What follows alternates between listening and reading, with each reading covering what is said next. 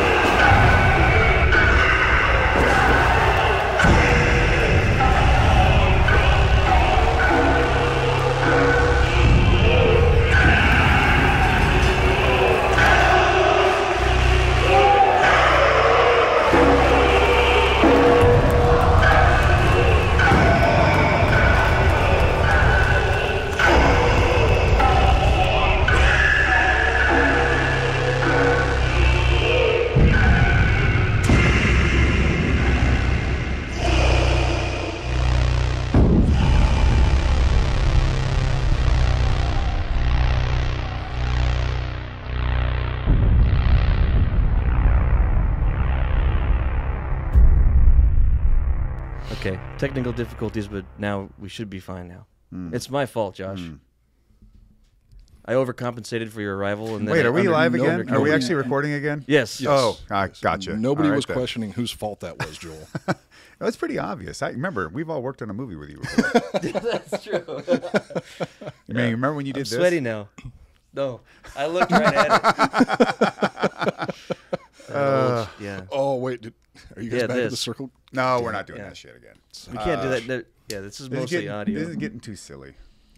So we need to drink. It's too silly, so we should get drunk. Yeah. What do we have here, Josh? So, yeah, this is something else that, this is that called, you just started recently, right? This is called the Water of Life. Ooh. It is Warbringer Warmaster Edition. Aqua Vita. And Usqueva. Fire water. And it is a mesquite smoke bourbon, sherry cask finished. This is a single barrel product. I pick it. I've distilled it. I've done everything just about you need to do. I have been to make looking whiskey. forward to this. God bless you. Yeah, no one else. Thank you for sharing. It's your bottle. It's ours. Won't last long, I'll tell you that much. All right. Since this is a episode about Vikings, skål. Skål. Skål. Iconoblast. We put the past on blast. Hit 'em with the truth, with things you never knew. Nobody is safe, no thing to place. Got Joel and Coop with history in your face. Iconoblast. Ooh. So fucking good. I like that. Smoky. Smoky, but not too smoky. Got a nice, it's got that bourbon cherry finish, dark chocolate. It's very delicious stuff. I can definitely get myself in trouble with that, that's for sure. And this one's 112 proof. Holy shit. Good. So, right, so everybody, I'm this is gonna going to have be a great podcast. I am going to have to take it easy Thank you, on that Josh. one, or else I'm going to be How do people get slurring my this? words. WarbringerBourbon.com, although we are sold out at the moment, but whenever Sold this out. thing should air, maybe we won't be. Yeah. It's a good idea to check and make sure, even if they are sold Well, out. You and got the a thing is, waiting you list or anything? Oh, right, exactly. We have a mailing list. So, Okay, cool. There's also a finder, so it'll show you what liquor stores that we're sold in. I don't know how expansive that map is, but I know it at least covers Southern California and maybe some of the other places that we have distribution. We're constantly getting making new inroads for distribution, but our online sales generally can hit just about all the lower 48, if I understand right, through the people that we go through on that. And we did just get distribution secured here for Texas. So this and our 98 proof blend and our world's best vodka, world's best varietal vodka, Silvergren, should be available, and so our cool. rum Parlor K potentially too. The mailing list, though, will allow you to know when stuff's out. And a lot of times we will allocate some of our stock to direct sales through the internet. And on these last 2 barrels that I picked for WARMASTER Edition, the allocation online was gone in minutes. So crazy. That's That's awesome. awesome, though. Yeah. And this, That's good news. That's a bad problem to have, or a good problem to have. It is. Yeah. This product won gold medal in its first year that we submitted it to the San Francisco International Spirits Competition, and our blend this year in the World Whiskey Awards won a gold medal in its category, pot still, That's and along awesome. with our vodka that won best varietal in the nation, best varietal in the world. How long have you been doing this now? 2 years. 2 years? 2 years. Yeah. 2 years and already winning that many medals? Yeah. Shit. That's not bad. Warbringer was around as the 98 proof blend before me for like maybe 2 years. It was kind of getting going, and then when we got together, we started picking up product. We added the single barrel line, single barrel cast strength, offering the WARMASTER Edition, which is me, to the whole lineup. And then I started working at the distillery as well as being a part of forward facing and all that kind of stuff. And yeah, now I'm part owner. That's fucking awesome. So we have a decent amount of nerds in our audience. Who No might not know, way. Yeah, go Oh, yeah, figure this is for a history for a podcast. history podcast. So just for the people listening at home that might not be familiar with who you are, you want to give yourself a little rundown on what you do? I am the thing that is just around the corner every time you think you're being followed and you look and you see nothing. I am that eerie feeling when all of a sudden you feel like you're being pinned to the bed and you're struggling to get up and you can't. the physical manifestation of sleep paralysis. that is Josh Barnett. Yeah. Let me try. Can I try to? I am the fart that you can't ever seem to get rid of, even with the windows down. Like, man, this thing is just virulent. I'm gonna try to say. All what, right. what- You know what? Yes. See if I I'll can leave do it it. up to you. Yeah, Let's see what Joel can do. So you're from Washington. Mm-hmm. You started out as a young boy getting in fights and stuff, and to control yourself, you went to a gym, sort of. Started okay. wrestling. Yeah. You started as a wrestler, catch wrestling is your thing, jiu-jitsu, all that. You won some competitions in that before going into the UFC, correct? If I remember, or no? Well, I mean, I was You were. I- There was in something called amateur- 9 something, or 9 something. I looked it up when I was hammered. I like this 9 something thing. I'm like, But anyway, the You parts that sounds like matter. it was a Wrapped secret under the society name. apparently. You were Wrapped under you the were name in a Tekashi 6ix9ine. bunch of mixed martial arts, and you were undefeated for fucking ever. Yeah. You got into the UFC, you kicked everyone's ass. You were 21 and 0. I was 21 and 24 and 0 before I ever lost 24 a and- fight. yeah. Although this included the unsanctioned and sanctioned bouts, because back when I started in '96, there really wasn't places to fight. You know, it just wasn't widely available. We didn't usually wear any gloves. The rules varied from place to place. Yeah. Sometimes you would just agree on them, whatever it was that you guys were acceptable to, and then fight. But it was for money, though. At least something, right? there- Well, No. or for fame. we were just all really stupid, apparently, and we for the were joy trying. of hurting people. Yeah, we were just trying to see how far we could push ourselves into CTE at an early age. So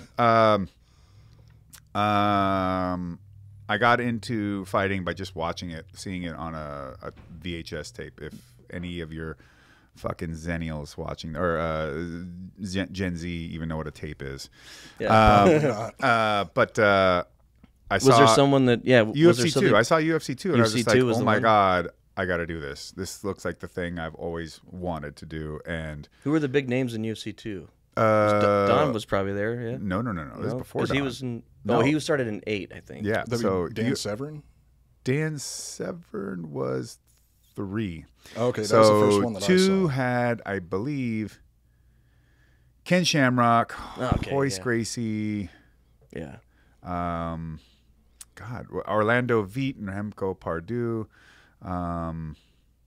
Keith Hackney, Pat Smith, Jason DeLucia, quite a few folks. But it was just simply, good God. How did you see it, though? Because I remember even back then for me, like, Someone recorded to it. even fucking see it. Yeah. Someone On recorded VHS, like, or Yeah. somehow... I remember it was like the same as... Like the first UFC videos and stuff that you would find were the same as like those straight to VHS, like snuff films. death, like Oh, you know, Faces like of Death? Faces of Death. Yeah. Yes, It was I watched those too. Yeah, it was in first- that world. first Faces of Death is fake. At Yes, it was. Blockbuster, Yeah. And then all their copycats, like Traces of Death and all whatever stuff. It was Ultimate Death Experience I watched once.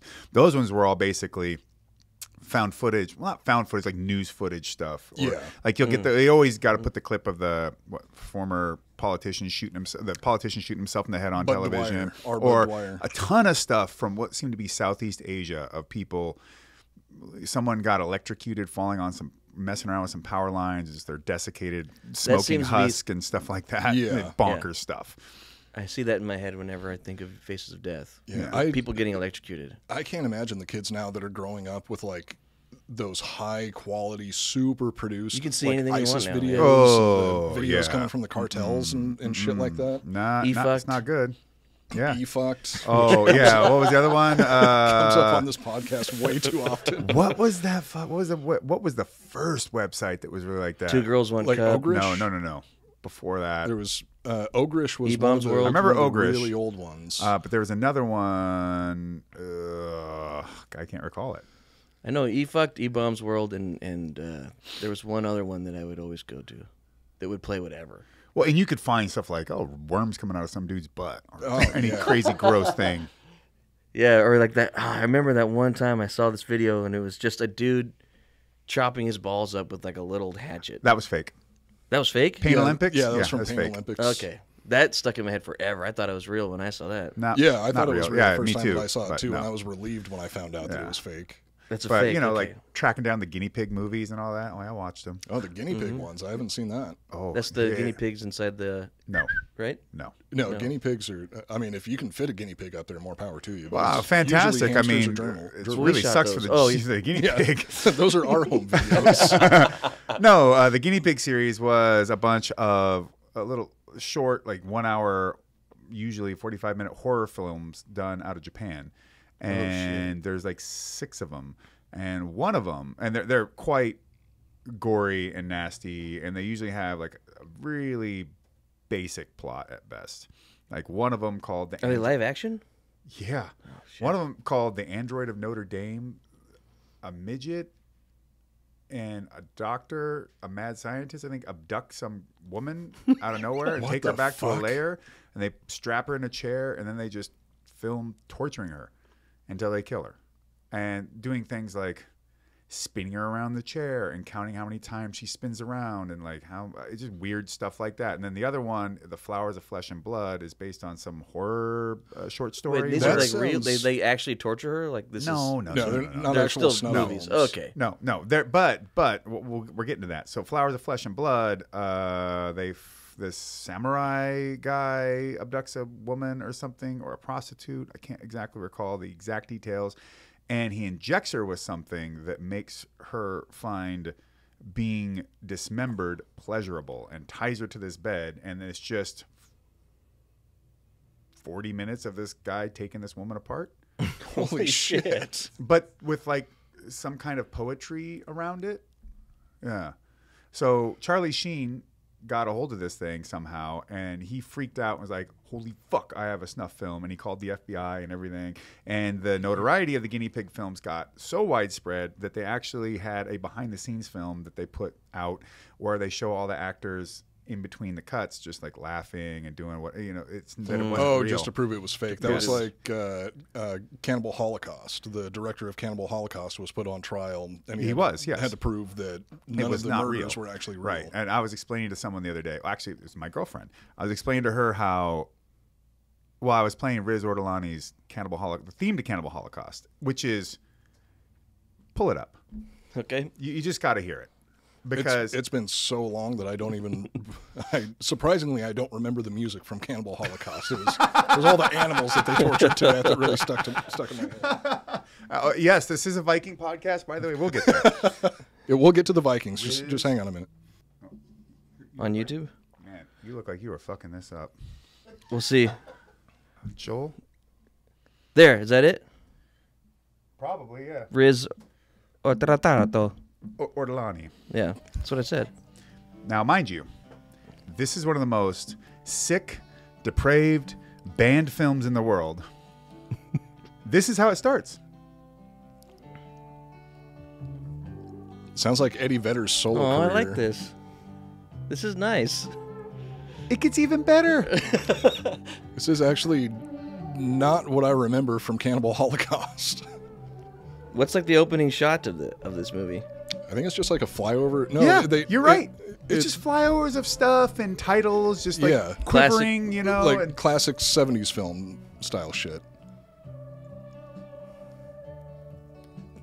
I mean, this is really nice. And then it's Then it's not. They chop a monkey's face off with a machete. They shoot a baby pig with I've a never rifle. seen this. yes, They cut a tortoise apart while it's still alive. yes. And this song's playing. And then they show like a woman being attacked and her fetus being ripped out. There's a Bunch scene, of- this gnarly ass scene that really is kind of the poster for this movie, and that is as they're walking through the jungle, getting deeper into the Amazon, they come across like a woman or women, maybe it was just one, who has a pole, who's been had a pole put through her nether regions and coming out her mouth. Vlad the Impaler style. And she's just sitting there, just dangling, covered and soaked in gore. That was actually the shot that got the director put on trial. Is they didn't think that there was thought any it was way he real? could fake that, so he actually had to bring that woman into court and show that she was still alive to prove that they didn't And they did kill her use for the movie. actual tribespeople from the Amazon. Yeah. But the funny thing is What you're about like, the animals? Were they fucking? no, were the they- animals they killed for Oh real. yeah, the animals they for sure killed for real. Okay. Now, I think don't know if 11 or the 12 of them. tribespeople probably ate them or who knows what. They but torture the still- animals and shit, No, too? they just mangled them and killed them. Yeah, well, I They mean just killed them. The Like from the monkey it's that gross. had his front of his face chopped off. Did he? Well, they Oh, actually didn't they cut its head off or head open and then eat the. I don't know. It's just it's crazy shit. One of the tribesmen grabs. It's like a little tiny, I don't know, almost looks like a spider monkey or something is like your that. favorite and movie? Holds it down. Josh Barnett, everybody. No, it's my favorite pornography. Yeah, I mean, I think it's fair to call it pornographic and an Oh, yeah, I mean, explanation of things, what is but this is where the Blair Witch trial gets its whole fucking gimmick. Found footage. So the whole movie yeah. starts off with that, and then there's like a zoom in across like the New York Bridge, and then like maybe goes up, and then random B shot of skyscrapers, and then now you're in an office building, Yeah. and they're talking about, or like then you see people walking on the street, and they're having conversation, all this exposition, and they go upstairs. Well, they find. They sent this documentary crew into the Amazon, and they don't get any. They just disappear. They're gone. Yeah. And they can't figure out. Well, they don't know what the fuck happened to them. And they come across. They find all their old footage somehow. I don't remember how they come across it. And then they start going through it. And then this is what they show you. And as it turns out, like the documentary people were pieces of shit. Like they were. All the tribes that they were coming across, by and large, just weren't really doing anything all that exciting for a Western audience, I guess, right? So they start creating scenarios like starting fires in their huts and beating women, or creating calamity on purpose and filming it and being like, oh, all this stuff is happening. Oh, here's what some the exciting fuck? shit. And then as they go deeper into the Amazon, they really do start coming across real cannibals. Mm-hmm. And then the ending happens, and while you're not on the side of the documentarians, they were really shallow, shitty people, but the climactic ending is so stark, to the point, brutal, and unrelenting that you're just like, fuck. Now, so It's a full length movie. yes. Yeah. So the thing about this film is I'm sitting there and I remember know this thing. It was so infamous. And back in the day, I used to go on the old Netscape Navigator and go look up what is considered to be like the most sickest, craziest, most banned, gnarliest films of all time. And so I would then watch them all. And this movie, had like this really legendary status. And so it was playing in like 70 millimeter or something, or 35 millimeter at this amazing theater in Seattle called The Egyptian up on Capitol Hill. You actually Beautiful. found it in a theater? Midnight Madness deal. Holy and shit. And I hit my buddy up. I go, Trevor, man, let's go fucking watch this thing. It is insane. We got to go see this. Plus, it's like full print and everything. Like we gotta check it. It's legit, yeah. He's like, I'm down. So we get our tickets. Does he know about the movie? Oh, I told him all about it. He's like, all right, I'm in. And so it just tells you what kind of friends I have. But which I guess includes you guys now. So we roll up, or I roll up to the theater. I'm waiting for him, and he starts rolling up, and he's got a girl in tow, like a date. And I'm all, oh no.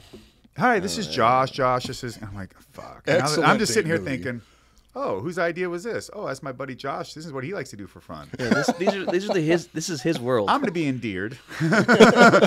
I mean, she turned out to be weird anyways, so I guess it didn't matter. But yeah, the whole thing. She ended up loving the movie, yeah, and then was attracted to you. Yeah.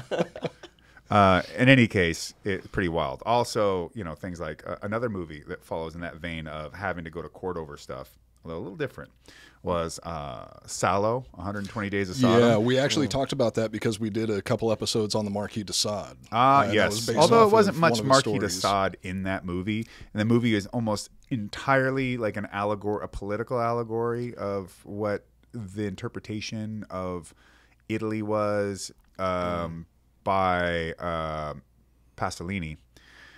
And it's a pretty hard to stomach. Now I've seen it like 3 times. And, oh damn! And then I couldn't even make it all and then all the way through I think the 3rd time was because I made other people watch it. I was like, no, you got to see this. And they're like, why? Like, no, it's great. See, but look, they're eating shit sandwiches. Yes, Isn't that cool? Yeah, or they're cool. little bits of whatever with nails shoved in it. But yeah. I read up all kinds of like breakdowns and deep dives into it, and watch it again. Like, okay, I get it. It's a beautiful film in the way it's shot and all kinds of things. Just like a lot of those Italian films, even be they exploitation or be they serious film, like these guys would have so many credits under their belt. Like a DP over there had shot like a bazillion things, so much stuff, and that kind of skill. Obviously, the limit of budget and all that means there's not so much they can really. They're just limited. Not to mention, they would often be making stuff like gore flicks or rip-offs of Escape from New York or Mad Max or whatever happened to be in vogue, Conan. And they would they'd be shoving stuff down the pipe like super fast. So there's not a lot of time to really clean stuff up correctly. And of course, there's going to be an Italian bent on it. So it becomes a little odd. Which I enjoy, but but you could see that like the people making these films actually had really fucking tons of talent. Yeah. The limitations make you talented. That helps too. I agree. Restrictions allow for creativity often, but the other thing about it is that you look at that and then you try to look at some of the B films of today, and you're like, you just ain't got it. You think but you can't, because even for those people to make those B films, and you can laugh at it, you can whatever, but they had such insane amounts of experience and depth in the concept of filmmaking.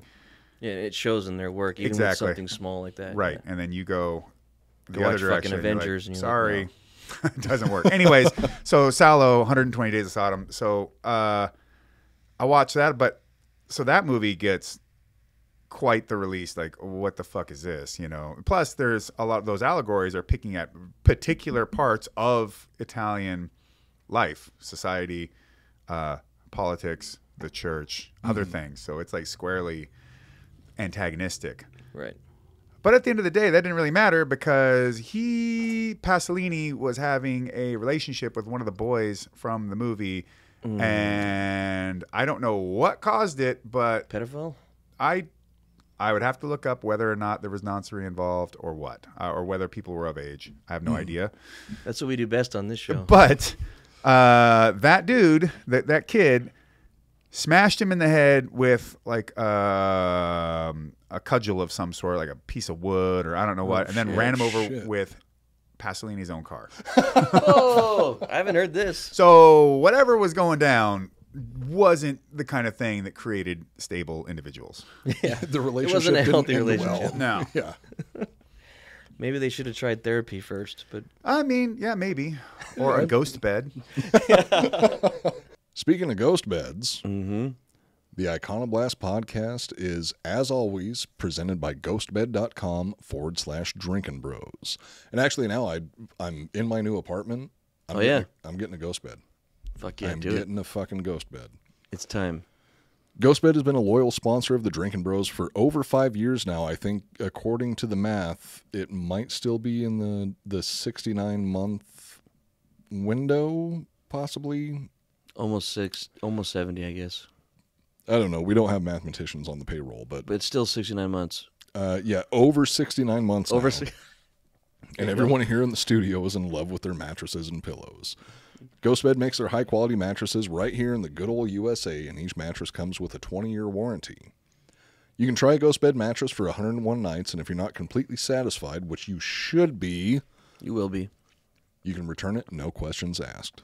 Their mattresses and pillows have cooling technology to help keep you cool at night, which is especially helpful if you live in, considering global warming, it's just going to be hotter and hotter. So you might as well get the cooling mattresses and pillows. Yeah. And when it's cold, you just use a blanket. Yeah, you fucking normal, weirdos. like Just a normal use person. a goddamn blanket. Yeah. You can buy a mattress for around $35 per month, and they have no money down, 0% financing plans, and that's what I'm going to be using. Ghostbed also offers bundles, so you can get everything you need in one convenient package. Just choose from their 4 mattresses and then pick your bundle.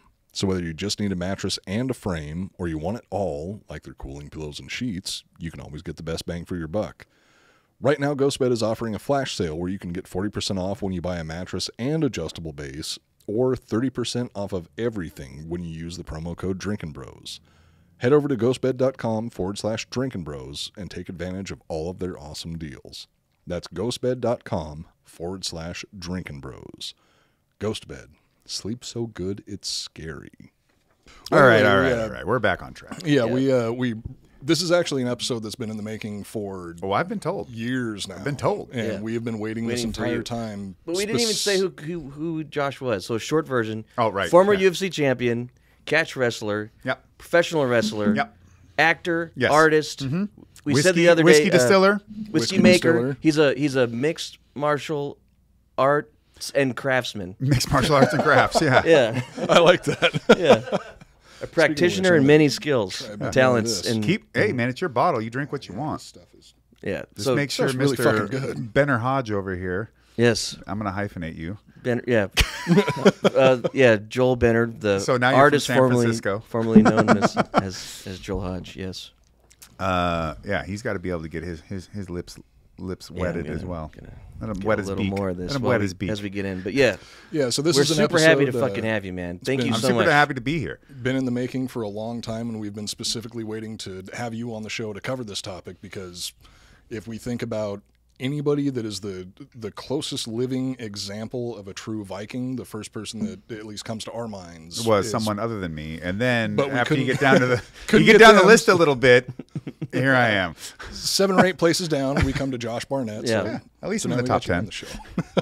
Yeah, you were the top of the list. So that's why I'm What would ever make you think that I have anything to do with being Vikings? weird and giggly. Maybe No it's everything. Yeah, I mean, my shirt is a homage to Bathory's Hammerheart album. Oh, where Bathory's good. Corthon, it would have been he. He used a famous painting called "A Viking Funeral" by Sir Francis Dixie. Don't laugh. And Dixie. and transposed it or used it as the cover art and for T-shirts and all this. And so I just said, "Well, look, I gotta essentially rip this off because it's too cool." Take inspiration from But I do have a quote from the Havamal on the back. Oh shit. So the quote on the back says, "Cattle die, kinsmen die, the self must also die. I know one thing which never dies, the reputation of each dead man." Have 'em all. That's a That's good one. fucking That's a sweet. really fucking good one. Well, unfortunately, Have 'em all isn't going to be coming up in the episode today, but we are going to be talking about Vikings. So without further ado, this is actually part 1 of a 2-part series because I couldn't squeeze everything that I wanted to talk about into a single episode. On June 9th, 793, a group of burly, bearded dudes with dad bods landed on Lindisfarne Island off the northeast coast of England. On the island stood Lindisfarne Priory, a small monastery tended by a group of peaceful monks. The raiding party stormed the abbey, laying waste to any who stood in their path. When the dust settled, nearly all of the holy men lay dead on the ground. The survivors of the attack were dragged to the beach, where they were either thrown into the sea to drown or put in chains to become slaves.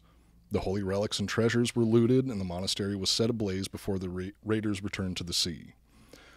The attack signaled the beginning of nearly 300 years of conflict, known as the Viking Age. So the Lindisfarne Abbey attack is super, super famous in the history of Vikings, because it was like the first well-documented interaction between the English and the Vikings. And the Vikings just fucked up the English for years. Many years. But there's actually a surprising amount of misconceptions of like who and what the Vikings actually were, Yes. which was the initial inspiration for this episode was once I started learning about actual true-to-life Vikings and the history of the Viking Age. It really wasn't anything like I expected, because they're not the horned brutes that everybody describes them as. No. And in fact, Viking is an occupation. True. So That it comes is up not a few times. a people per se. What? It is an occupation. It is going out raiding. Yes.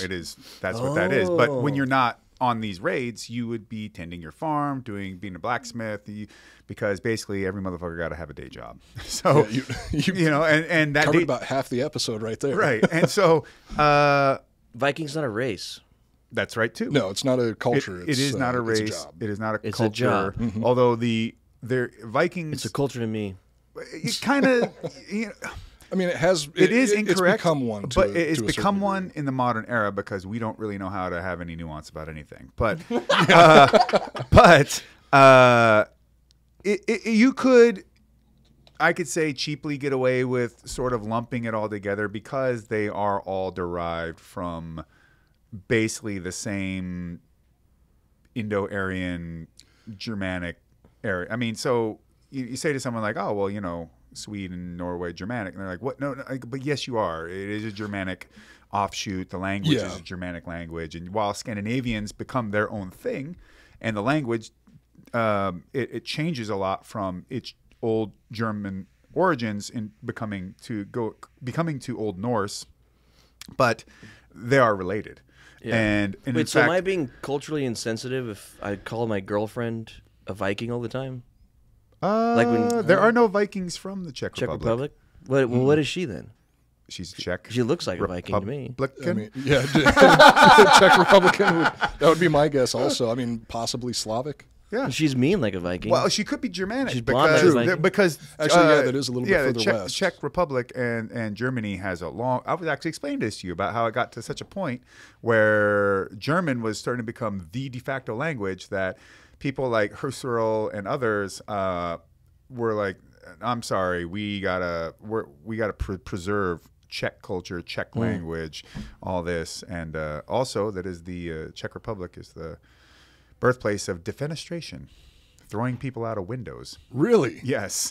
Holy shit! I'm surprised I didn't know And that. that became already. a thing. Yeah, that was it. The Husserl. What do you It was popular enough that they actually came up with a word for it. Where Yes. you throw somebody out a window. and that started in the Czech Republic? Well, that it being, what would you say, like a cultural viable solution? Like Christmas for them. Like, it's like a holiday for them. They throw someone they don't like out a window. Christmas in the Czech Republic is just people getting thrown out windows Yeah. left and right. I'm sorry, I don't mean and by the way, I said Husserl. I didn't mean Husserl like Edmund Husserl, the phenomenologist. I mean, Oh, obviously. Yeah, not. phenomenologist. Yeah, I know what that means. well, Husserl is very important when it comes to Heidegger as well, and the expanding of the concept of phenomenology. But before we leave the Czech topic, my girlfriend had asked me personally to ask you a To question. throw you out of a window? She had a question for you. She wanted to know. She's a fan, and her brother's a huge fan. But she wanted to know what you eat for breakfast per day. Is it rocks or babies? It is rocks marinated in baby's blood overnight rocks they call them. It would just be the Rock's children, but he doesn't put out enough kids every year. Yeah. I'm trying to remember the name of the man. It's like the word Husserl, but it's not Husserl, I guess. And I can't remember the dude's name. Anyways, the Vikings have, it's not a monoculture, but because the Danes, the Norwegians, the the Swedes, they have more alike than are different. They're not all the same, but they have more alike than are different. And so there's a lot of things that will overlap from in and amongst each other, like even when it comes to the development of crucible steel, the Varangian guards, and other things that we'll get into later. Yeah. And So I mean, just it would be culturally insensitive then, calling my girlfriend a Viking. That means I have to drink. You're just insensitive. Well, Yeah. I I just think- want to drink. We have a rule on the show that if you're ever culturally or racially insensitive, you have to take a drink of your drink. I don't as have enough punishment. booze. Well, this one we're talking about Scandinavians, so I don't think we're going to offend that many people. We might not have to drink as much, but we will anyway because that's part of the show. No, don't ever underestimate the ability for someone on the internet to come and whinge and shit their pants angry in your comments. Oh God, they'll fucking complain about everything. We've had really good luck with that, where we get very few far. complaints. I'll fix that. I thought that it was. I hope so. That would make it a lot more interesting. Yeah, that'd be I good. feel like the more negative comments you get, the more we it want shows it. that you Yeah, make bring it on. All right. So, continuing on. Continue, please. Come on. As it is with many violent cultures, the Vikings weren't big on writing things down. I mean, they did have the runes and like Elder Furthark and everything. Well, but- yeah, they had like Conan could different write. stones that they come across. Yeah. Right, where they would inscribe certain things. Sometimes it was just simply graffiti. You know, Bjorn was here. There was Yeah. Or I like this chick. Yeah, and draw a picture of it. there's actually a surprising amount of graffiti on the pyramids in Egypt, also from the people that were building From them. Vikings? No, not They not a never- whole. They didn't make it that far. Shockingly, not a whole lot of Vikings. They in did not Egypt. make it that far, They but did make you'd it be to surprised. to like Persia, Middle East, yeah. China. Yes, we'll get there. They had a presence in the Byzantine Empire. Yeah, or the also Byzantines, they were, Varangian guards. yeah, the Varangian guards. So Conan's not Viking either? No, he's No, Sumerian. Conan's a Sumerian, Sumerian, which is Which is the It's leaders of basically- Vikings. Around the Black Sea, isn't it? Like, I think Conan was based mostly on the concept of the Indo-Aryan. Of Austrian culture. Well, that was the guy who portrayed Conan. Yeah, and cheese. Give me my chocolates. Kram. Ruben, Fuck me. Ruben, Ruben has to take 2 drinks for that run. Oh yeah, there's a one of our listeners has to drink whenever I do an Arnold voice, or anyone does. So now they just had to drink about So yeah, he had to do a this double show is shot. lethal then. Yeah, it's a drinking show. I know.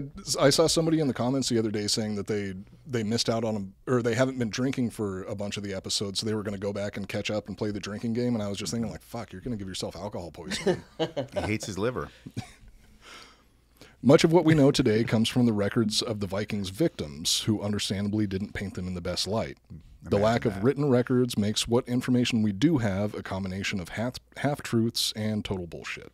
And a lot of the total bullshit comes from the Viking Revival Era of the 18th and 19th century, where they were kind of romanticized the same Well, they way rode that, bulls, right? Not Not horses. very, very, They very would famous collect for the shit. for Well, all riding kinds of bulls. weird stuff comes through. Well, because in the era of Romanticism, you could almost say that it's more about the passions than the logos. So there was a want to.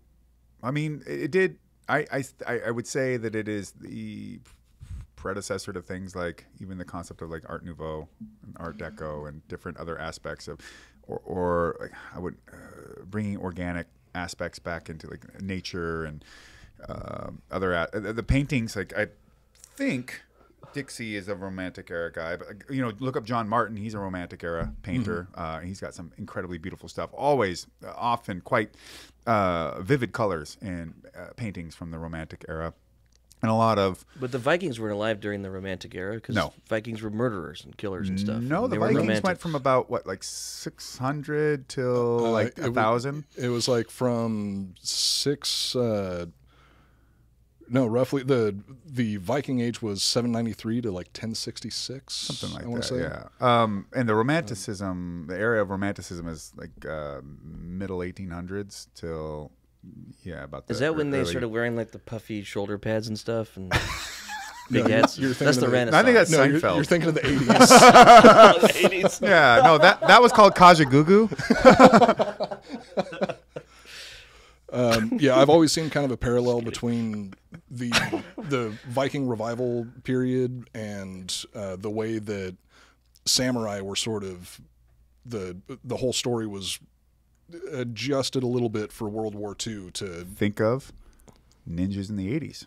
Similar. Oh shit! And yeah, ninjas in the 80s too. Ninjas in the 80s. I'm not sure if it had the same Ninjas amount in of the 80s cultural sounds like a- impact overall. It's like the. Well, I don't the know, man. resurgence of- How many fucking ninja stars and nunchucks did you buy?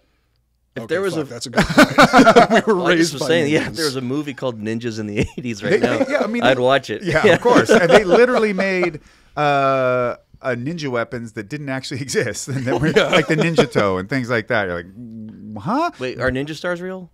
Well, shuriken are real, but you know, Wait, do you like ninjas or samurai a bit more? samurai more because ninjas Me too, dude. really weren't. They're They didn't have basically any just honor, spies. dude. Yeah. No, they had honor, but they were just spies. They weren't really even meant to be getting not- into all kinds of entanglements. They were supposed to get information and come back. They're basically saboteurs. They did do assassinations, but they weren't. Their whole point was don't get seen, sneak in and around, get information, leave. They would do a lot of things at Like like a combination of espionage and guerrilla warfare. exactly, and they would do With a lot of ninja things stars. and, With and ninja ninja stars, stars, yes, and, admittedly. and exploding balls of smoke. Yeah, it didn't All work the half. stuff Like, you're it into. didn't work half the time. Yeah, They'd be and like, and the smoke just wouldn't happen. Well, I think that was Japanese. culturally insensitive. yeah. Okay, yeah. So, yeah, and the ninja magic and all these kind of things. but yeah, what they were really best at is blending in, doing things like infiltrating a territory, let's say, and pretending to be someone else and start working at some location and just being on the ground, getting into the court somehow by getting pretending to be an occupation that they weren't, and learning to maybe speak the dialect so they don't seem like they're from out of town, little things like that, and then maybe set fire to their grain.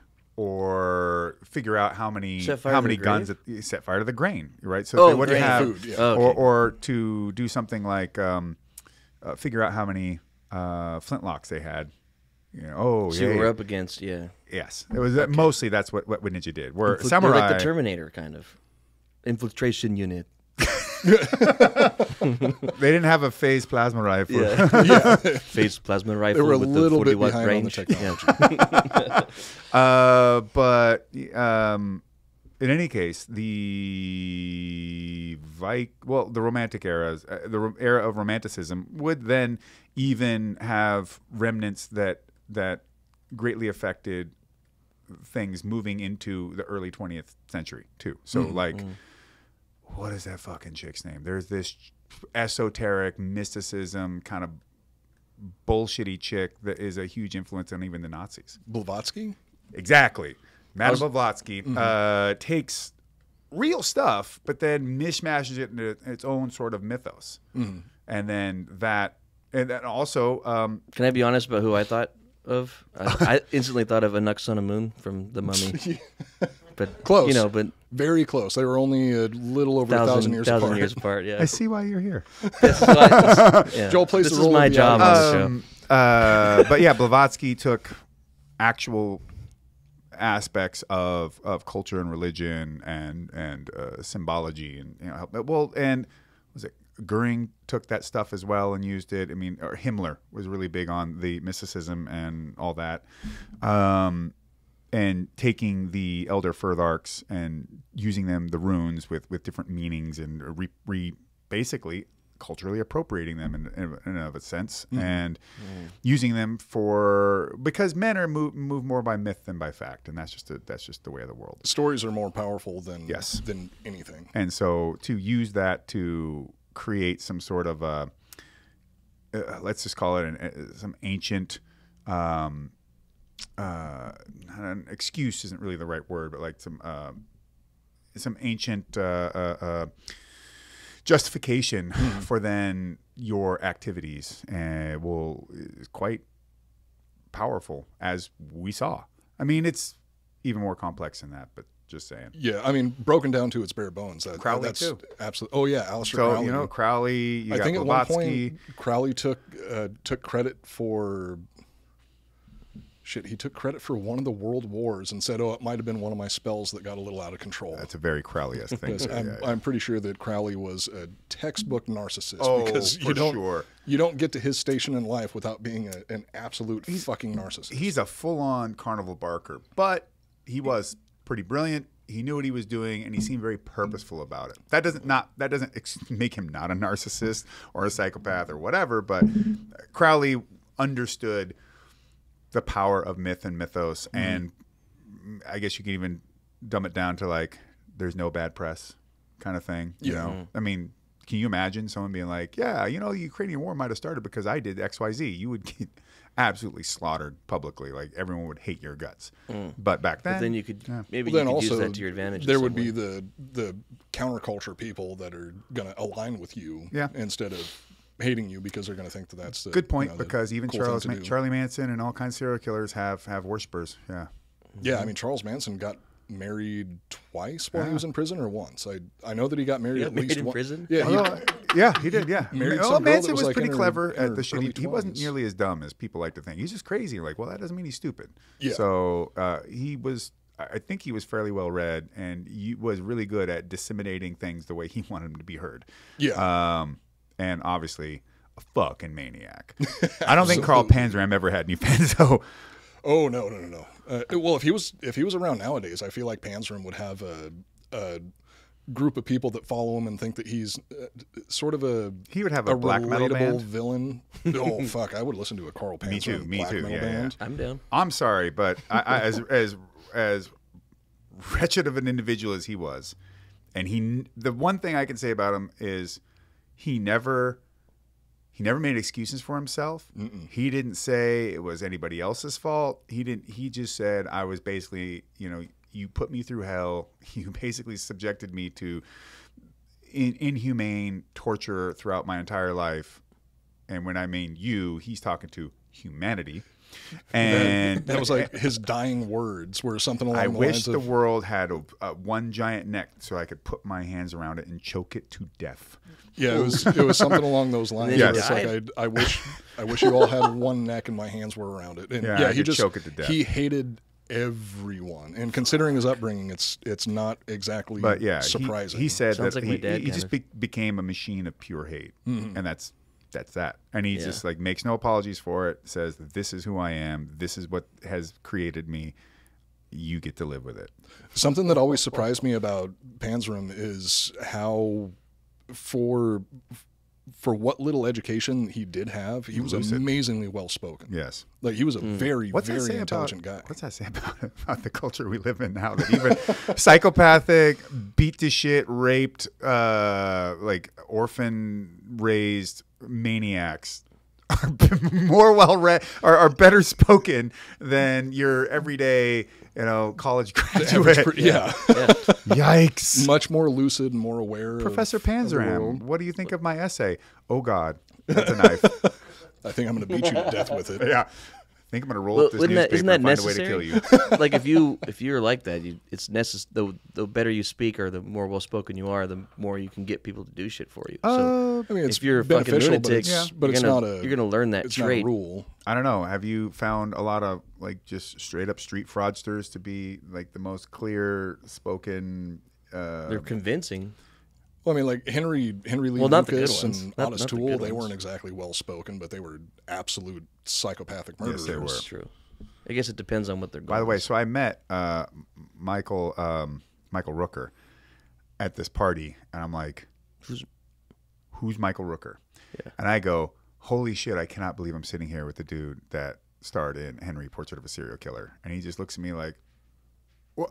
Yeah." And I was That like, was what you "Fuck called him out for? Yeah, I'm like, "Fuck, dude, Not I'm Guardians such a of the huge- Galaxy? Well, I mean, there was that too, but I'm like, man, you were incredible in that film. And then I named a bunch of other shit, and then he's been doing Kyokushin karate for a long time, and it's like Whoa. it was surreal. Yeah, I mean, he was also in Good dude, by the he was way. in like The Walking Dead, Yeah. Mallrats. Yeah. He's been in so much stuff over the years. It's hard to keep track of all of it. He's great. But yeah, he played Merle or was it Merle or Daryl in Walking Dead? Yeah. Yeah. Well, who gets his hand cut Merle off? gets his hand cut off. That dude. Yeah, it's that guy. Yeah. By the way, in real life, great guy. He seems He's like got a sweet voice. He fought seems like Van he probably Damme in a would movie be. once. Like, Oh, did he? Yeah, Yeah. Which one? Was that he was like a detective or something that was chasing Van Damme, and then he got cloned or some bullshit. But it was like the third clone version one. Okay, so Van Damme had like 2 or 3 of those. Yeah, right? that's well, why he it had was- Double Impact, and then he sure had it the was other Van one, Damme which like a News, right? fantasy. Well, that one he wasn't cloned; he just had a twin. The one where he got cloned was. Oh, I don't even remember, but it was like it was a Replicant or sci-fi. something? Yeah, something like that. It was a sci-fi one. I like that guy. He was sweet. I don't in, remember that one specifically. I remember Double Impact. Wasn't Double Impact the one that had Dennis Rodman in it also, or which one was that? Oh, what was that one called? That was something different. Dennis. Where Was Dennis that Rodman, Double Impact? No, that Sudden Double Impact? Impact No. Double Impact. didn't have Dennis Rodman, but he made a movie with Dennis Rodman too. Did he? Yeah, and Yeah. Dennis Rodman had like a giant chrome Desert Eagle in it. Yeah, Oh God, of course. but it would. Yeah, I think the final battle is at the Roman Colosseum, I think, or some place Is that it? looks like it. Fuck, Shit, it's now I been- have to know. yeah, gotta look this up. Keep going, bud. All right, so one of the first misconceptions is the Vikings were never actually called Vikings, and we already covered this a little bit. Yeah, It's At a least they job weren't title. they weren't called Vikings to their faces. In modern usage, the term Viking generally refers to inhabitants of the Nordic countries during the Middle Ages, and to a certain degree their descendants at this point. These countries include the Scandinavian peninsula, Norway, Denmark, and Sweden, along with Iceland, Greenland, and Finland. Double team. Double team. I knew it was something like that. In reality, thinking all Scandinavians are Vikings is like thinking all Americans are cowboys. Having Scandinavian roots doesn't make someone a Viking any more than having Japanese heritage makes someone a samurai. The truth is, being a Viking was a vocation, not a nationality, similar to what we were saying earlier.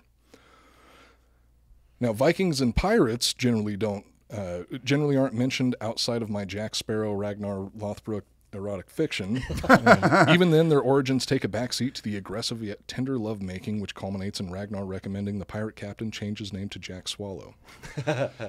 In reality, Wait, I was right. Replicant, Michael Rooker. Ah, Detective Jake which one Riley. which one was Replicant? He's on the trail of a serial killer. Edward the Torch Garrett, And that's played by Van Damme? Jean-Claude, yeah. Oh shit! Yeah, I haven't okay. heard Well, can't believe I also remembered the other one with Rodman was Double Team? Double Team, and then the other one where he plays a twin is Maximum Risk. And Double Impact. Double Impact, yeah. I can't. Jesus. Double Impact is not the one where he gets into the fight in the sauna, I think. It's the other one where he gets into the fight with the sauna, I think. Double Impacts. No, you remember that? Where he fights this guy. Double Impacts with Bolo Young at the end, Okay.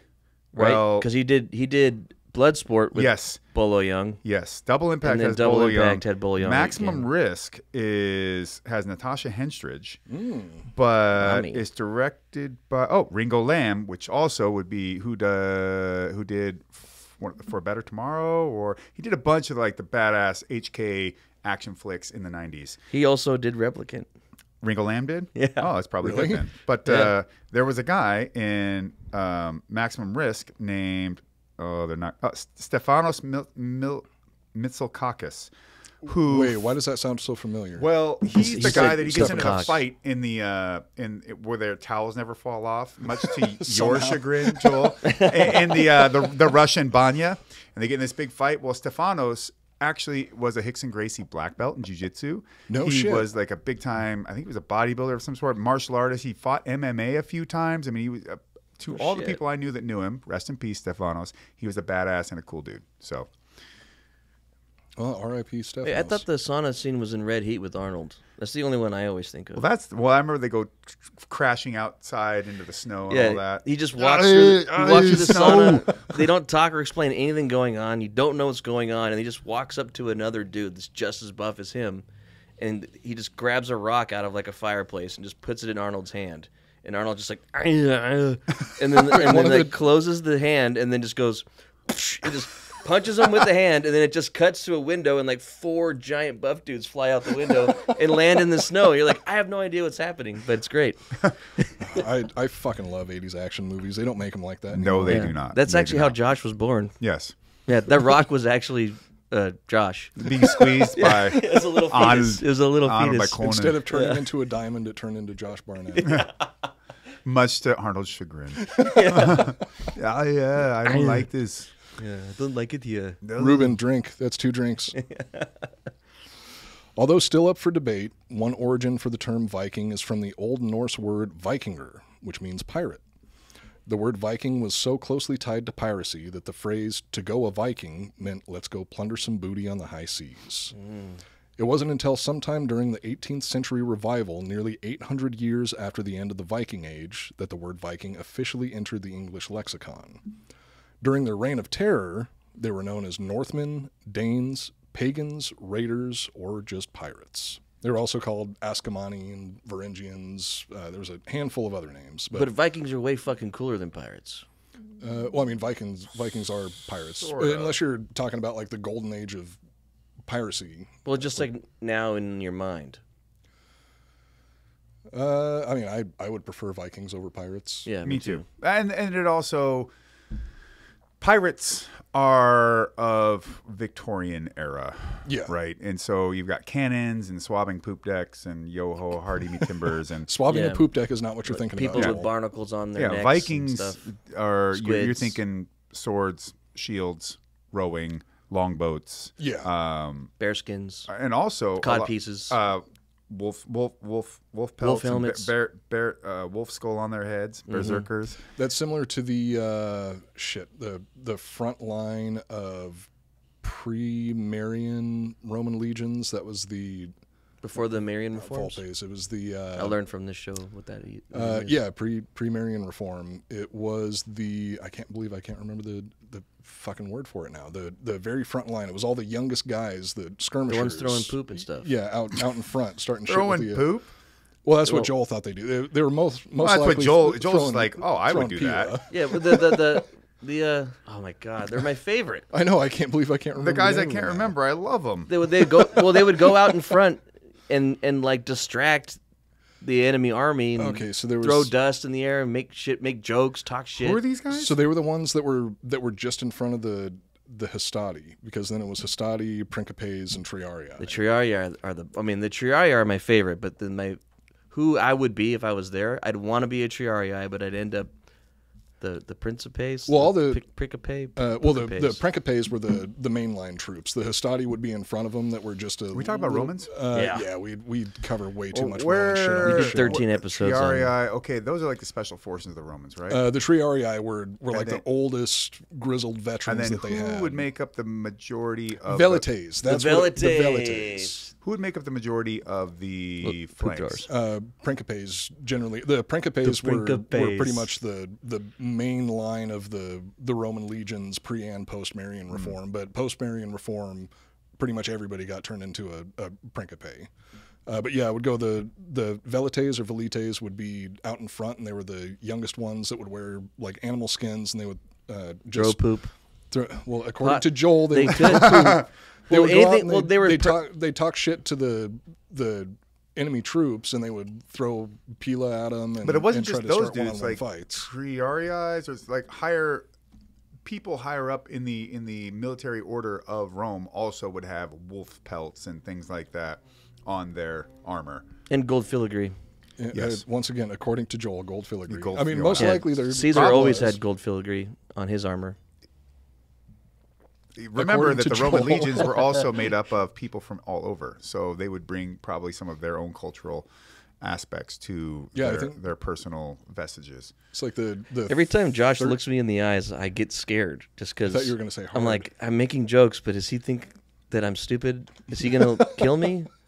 I can't tell Look, right now. If I just killed every stupid person I came across, there wouldn't be very many people left in the world. and everybody in this room but him would be dead. All right. So, yes, their Vikings are a very distinct type of pirate, you could even say, right? Like, you could... It was pirating... primarily Scandinavian pirates or Nordic pirates. Well, and but aren't they first? So Yeah, pirates, well, pirates at are least- just ripping off Vikings. Well, they didn't do I ship just- to ship stuff with the No, the they did Vikings not. didn't. So No. they were raiding like and waterside pirates were high seas And- folks, and they would have to, if they were to go to land, one, that wasn't their preference, other than to, if they're in between raids or missions or whatever they're doing, because sometimes they would be hired by a crown from somewhere, because then they could go in there, right, and then they go cause a bunch of calamity. But it's like, nope, no, Portugal didn't do it. Must have been those dastardly pirates. Wink, you know. Right. And then with that era of ship warfare, I guess, and pirating, it was all ship to ship. They were out in the seas, because if you go and land on somebody's territory and you're like, I'm gonna go steal some stuff, the Spanish or whoever, they're like, the fuck you are. You know, I think this fortress and our cannons are gonna say otherwise, and our military. So as a pirate in the Victorian era, you're trying to take out stuff in transit, and that way you can take it out and get the fuck out of Dodge, go to your little secret island and stash all your stuff away. In the Viking era, it was get to the location, hit it hard, fast, and get the hell out of there. Yeah, they were like amphibious raiders. Yeah, and they would get together. There's actually a really great video by the guys at Grimfrost who make authentic styled Viking clothing and all kinds of wares and everything like that. My buddy Johan from Amon Amarth is part of the company, and that's how You're friends with one of the guys from Amon Amarth? Yes, very well. I'm friends with everyone in Amon Amarth. I love that. And if you want to see more Josh Barnett and Amon Amarth, go look up Keyboard Warrior, which was a segment I did with them, and then go watch the video for 2 videos I did with them called not Shield Wall came after it, but the 2 first videos that they put out, I was part of production on that, as well as acting in the role of the Berserker. I brought stunt guys like Victor Henry and Eric Hammer to go and be in the shoot, and it is epic as shit. Go watch it. You're a Viking? I'm a Berserker.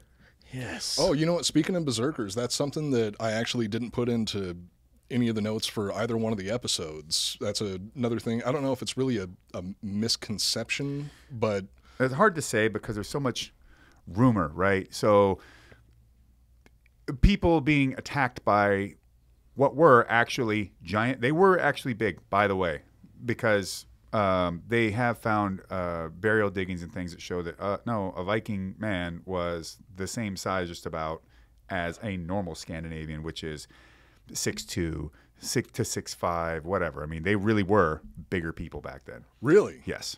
Okay. Do you think maybe they had some? Maybe they would kind of like now. Like look, Charlemagne was like 6'6". Charlemagne was 6'6", something like that. Holy and guess shit. what? What was Charlemagne? A Norman. What are Normans?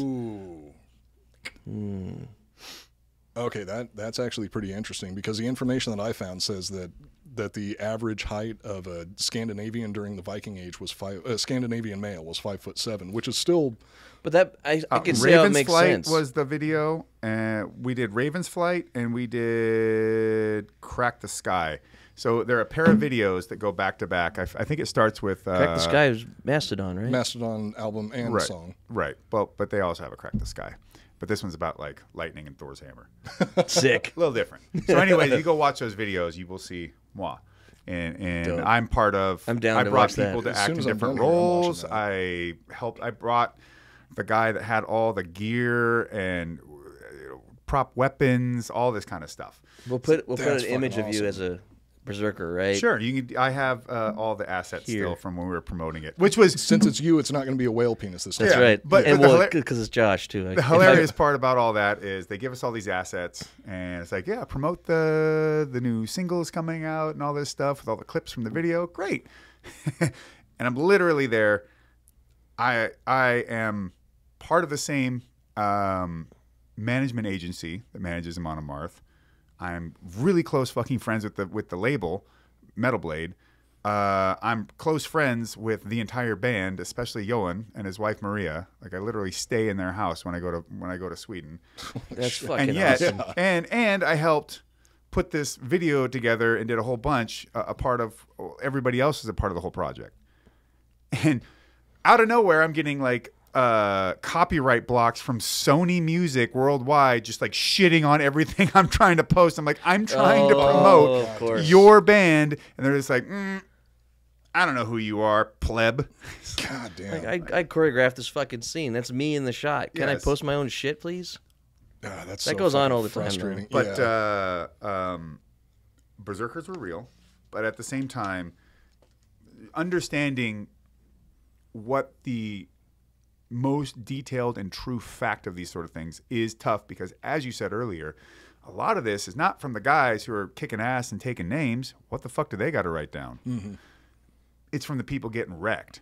Also, all these Christians and their monasteries, one of the things that these monasteries were really invested in was writing and reading so that they could not only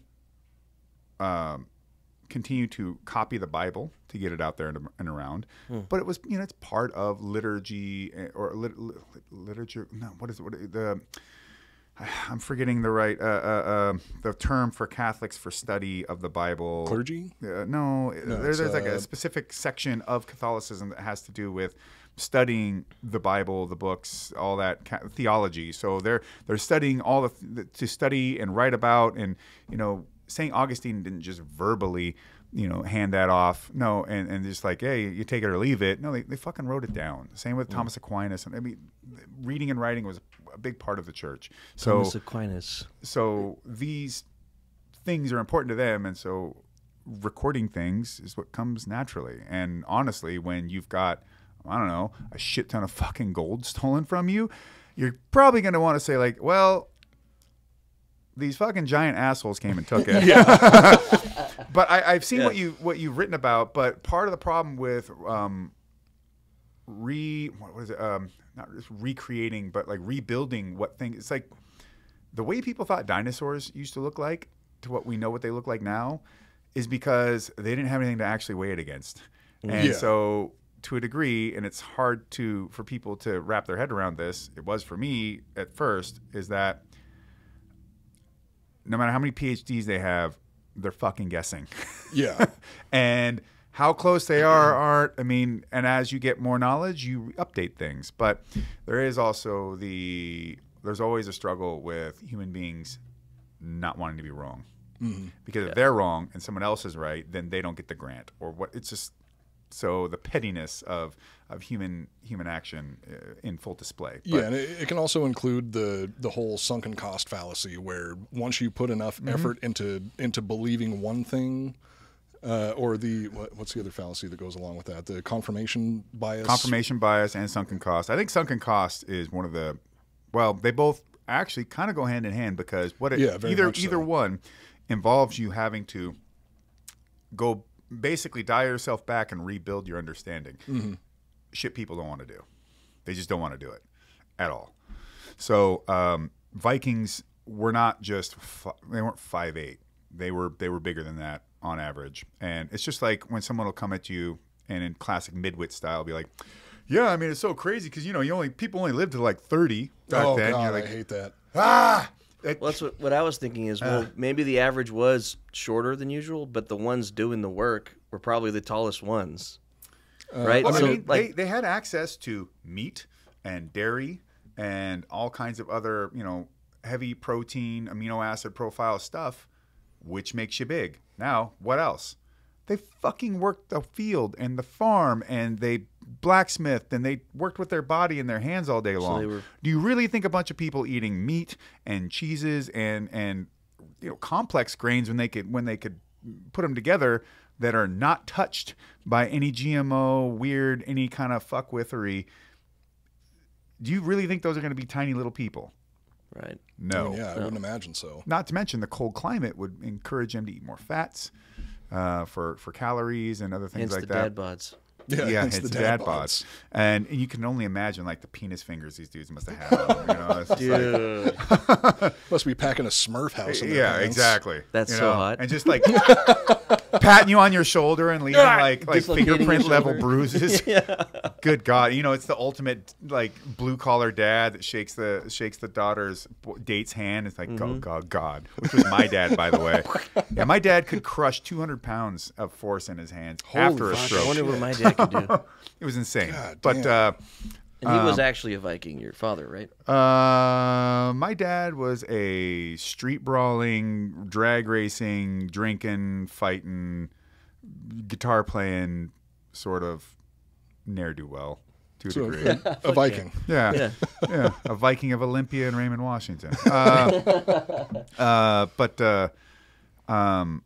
These were hardy motherfuckers that were out there, and they knew the ways of war, especially with the equipment that they had, and they were kind of a blitzkrieg kind of group, because as soon as they make contact on land, and their boats were the hulls were shallow enough that they could actually get in much closer than you would think, and could fly we do this whole thing with Grimfrost, and we recreate how a Viking raid party would come together, and this is on YouTube. You can watch this. So a bunch of people are all going to get together, and it's like, oh, it's coming to the summer. We want to, get a raiding party together, and to have a boat, to have armor, weapons, all these kind of things. These cost money, a lot of money. So usually you'd have your Jarl, who is the head of the village, and the person with the most money. You'd have to come to them and say, hey, we'll make a deal with you. We want to go on a Viking raid. We want to go Viking, and we need equipment, and you have the boat. So can we use your boat, and can we get a loan, or whatever the financial agreements are, and we'll cut you in for this amount, and we're gonna head west, or if you're a Rus, you'd go east. We'll get into that. And so you'd make this agreement, and usually you all might say, well, okay, but I want you to take some of my guys with you, and so he could feel a bit more confident that his guys could oversee things, make sure that the gold that it's gotten. Use my shit, but my boys are going to. They're going to look over it, but also he probably feels like, oh, they're also, I trust these guys are badasses, and they'll be on my side, so they'll make sure that I do get an accurate cut and that the mission is successful. And once an agreement is struck, then okay, here's the boat, and we can get together. You bring all your goods and items, and here's some armor maybe, and what have you, right? And then they go off, do the deal, and when they would come into their landing area, they're rowing their ass off. They pick up their speed, and then they pull their oars in, and that thing just glides right in and lands upon the shore. Whoop, and out they go up the shore. Probably and immediately half the boats on shore, right? They immediately they beach it. Yeah. They just immediately. Well, they had boats that were made more for rivers, and boats that were made for seas, and they varied in their shape and their design. And the boat that we did the video shoot in, it was a river-styled boat, so it had a shallower, Shallow draft, a shallower hull, and it wasn't quite as big as the seafaring ones. But they built it, so they did this through. There's a village that is a complete recreation, and everything has been built the way that they would build it, including so cool. the boat. So they figured out how they made these boats and what tools they would have had, and they even using the same tools. They made the tools to then make the boat the way that the Vikings would have made the boat, and they put one golden nail in it that has Thuriaz, the rune for Thor, on it. Whoa. The day they set it into the day they launched it into the water, and they took it on its maiden voyage, the church down the river, inexplicably, the cross up on top of it collapsed through the roof and fell and smashed the altar underneath it. What the fuck? If that isn't the most Norwegian thing I have ever heard in my fucking life, I don't know what is. So, wait, so you guys basically did a reenactment of raiding a village? yes, Was that awesome? it was awesome. It sounds. It has to be.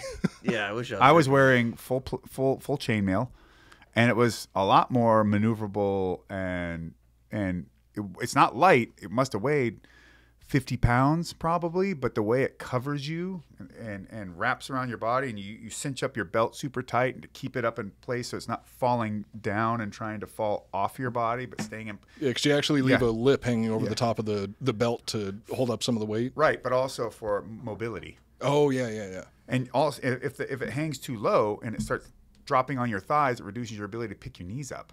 So how are you going to get in and out of the boat? Shit, yeah. So, I had a Dane Axe, and it was great. That seems so fucking rad. So the Dane Axe, that's the one that's got like what, a 4 or 5 foot long handle on it. Yes. How many extras did you kill? Just they knew you were going to do it because they knew you would channel your ancestors. But They brought we in, didn't- yeah, they brought in brought a in- bunch of we didn't actually transients. get to build a village or a monastery to raid, so we just ended it. It was just ended at us getting off the boat and charging up the bank. But then after the you still had to. You were in the boat in the water, and I and leapt beached off the of boat. the edge of a boat with a Danish axe is and fucking ran so up, sweet. wearing a Mjolnir pendant based on an ancient Mjolnir that they had found and recreated, remolded. Oh, that's Mjolnir is Thor's hammer. Yeah. Also, Well, the name of the Spartan armor. Spartan armor. Yeah, that's more importantly, it's the name of the Spartan armor. Yeah. That's right. So all right, we're covering pretty good That's right ground there. here. So Yeah, covering. Actually, I didn't even need to prepare as much material because we're covering the majority of the stuff that we're going to be hitting over the course of the notes. Yeah. all right, so they get their raiding party together and off away they go, and so they were a holy terror to everyone within the English Isles and Ireland and Scotland and the whole nine. In fact, what the Book of Kells was about was essentially this Bible that they were trying to continue to reprint or copy, and the Vikings keep blasting these monasteries, and the Irish keep grabbing this book and scurrying to the next place and the next place and the next place to keep the Vikings from destroying this thing. That's crazy. Yeah. I mean, what is the I mean, this is a dumb question, but what is the Well, it is you. the purpose of the raids? Like, if do you they've got think their own farming and their own shit. What do you think the purpose of the raids was? Well, I mean, to get more of that stuff. Spoils, bro. Yeah, slaves and treasure. Yeah, spoils. The women. Whatever. Well, It that's spoils. we've talked about this with Jack Mandeville. The reason that there are so many Scandinavian features that you find in so many other places of the world, and also why you find so many other features from other parts of the world in Scandinavian culture, is because they were just going all over the place and Yes. fucking everybody. Basically, you have It was just the spoils. I was wondering if there was something more to it, like something like It never really seemed rite like of it passage was. thing. I or mean, like yes, to get yes, stronger, yes. All of that is all that type of shit. All of that right? goes into it, but it all falls under the idea of when you are of a religious order that their pantheon is comprised of warriors, especially That's the Aesir. the Aesir. Yeah. Well, and the founding elements of their mythical god order also involves chaos and combat and things like, okay, so Ymir, the giant, is killed, and when his body parts fall and make the earth and all the lands upon it, or when Odin wants all knowledge of the world, so he goes to not Jormungandr, that's the serpent. Yggdrasil? No, he hangs himself from Yggdrasil. Oh, that's what it was. And takes his own eye, but he also steals the mead from a giant and drinks of it, and then gains insight as well, something like that. So I mean, there's a lot of like, and, he turns himself into an eagle and fucks some chick somehow, and there's all kinds of just like very Greek Strange parallels with Zeus there. Yeah. Turning into an animal to go and fuck some chicks. Maybe Odin didn't turn into an eagle. Maybe that was just Zeus.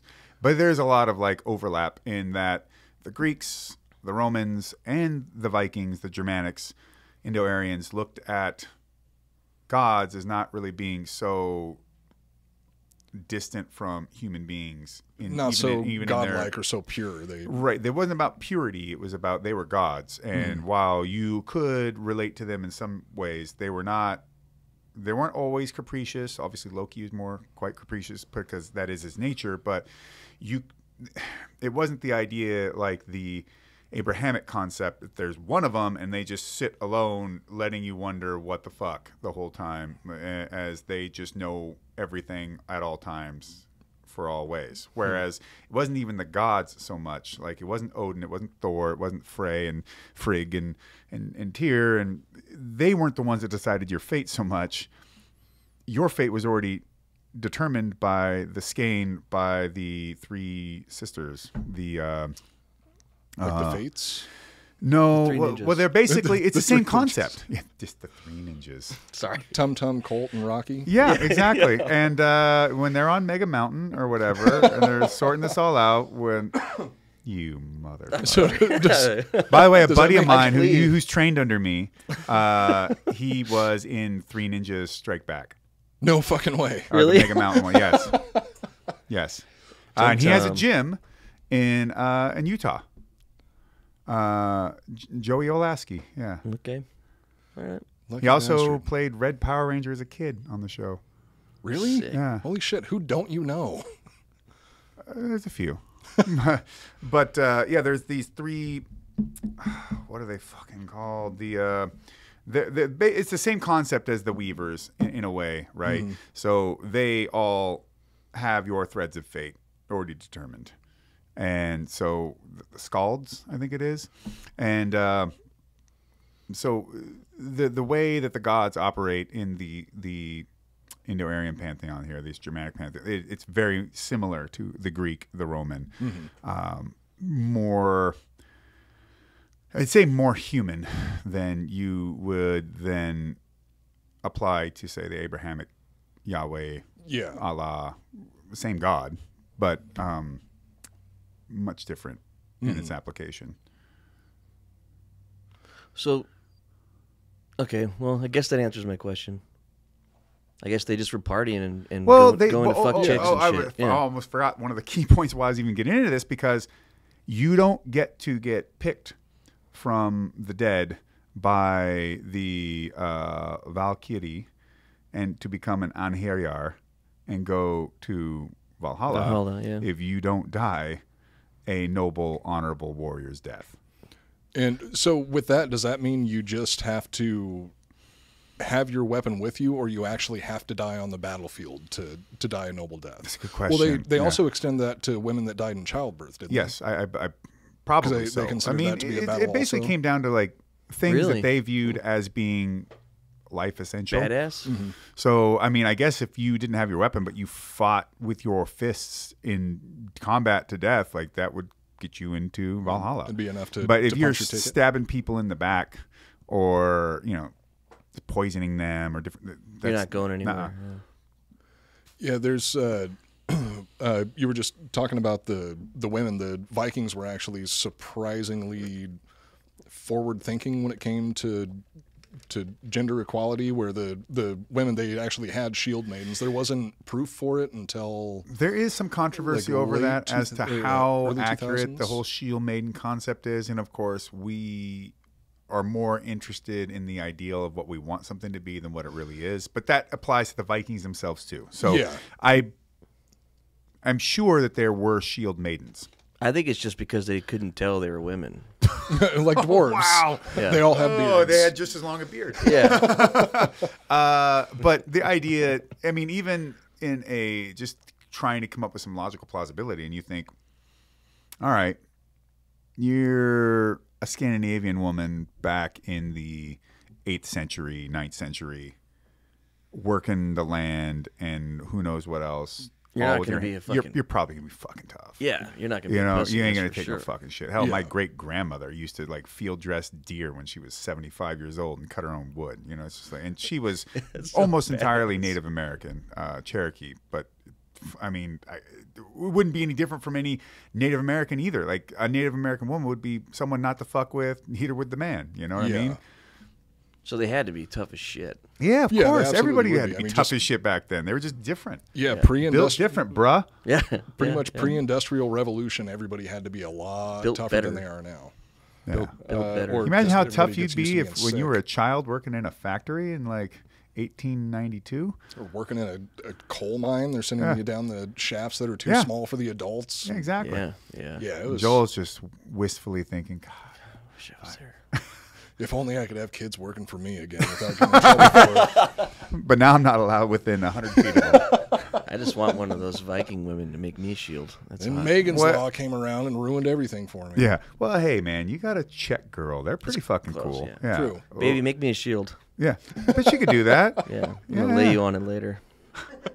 So, as we already partially covered, the average Scandinavian spent more time farming and trading than raping and pillaging. Even when they did raid foreign settlements, they were more opportunistic than outright bloodthirsty. If the village was well protected or even just too far from the shore, they would actually leave it alone. It wasn't uncommon for raiders to spare a settlement if it was more lucrative as an ally in trade also. The average Viking was more like an alcoholic traveling salesman with anger issues than a noble savage. Well, and that makes a lot of sense that if you could get vassal, well, I mean, not vassal states per se, but just if you could have people that are vassals they'll pay to leave you the fuck alone, you don't have to go to, I mean, even though they were really badass and they were quite confident in what they were going to do and their ability to fight, it's just like thinking, if you get into an actual fight, thinking you're not going to get hit is ridiculous. As someone that trains knife and sword fighting, trying to explain to someone, motherfucker, you never want to get into a knife fight because you're always going to get punched if you're in a normal fight. Do you think you're not going to get cut or stabbed in a knife fight or a sword fight? It's shit you don't want to have to do if you don't have to, especially when you could get cut, get an infection, and no antibiotics, and even modern medicine, nothing like that. Each wound or any damage you take later affects the next fight you have to get right. in, And if you've got a +3 halberd and you want to make sure to keep that, so eventually you can upgrade to your mithril chainmail. Yeah, you don't want to. I'm still in my linen cloth +1 armor right now. It's still magical technically, and if you have if you had a +1 dirk, it could still kill a vampire because it is magical, according to Advanced Dungeons and Dragons. As long as it's made out of silver, right? It's got to be silver. Is that does it have to be silver? I think it just has to be magical. It just has to be magical. Magic on it, yeah. It's been a long time or since silver. I've been in there.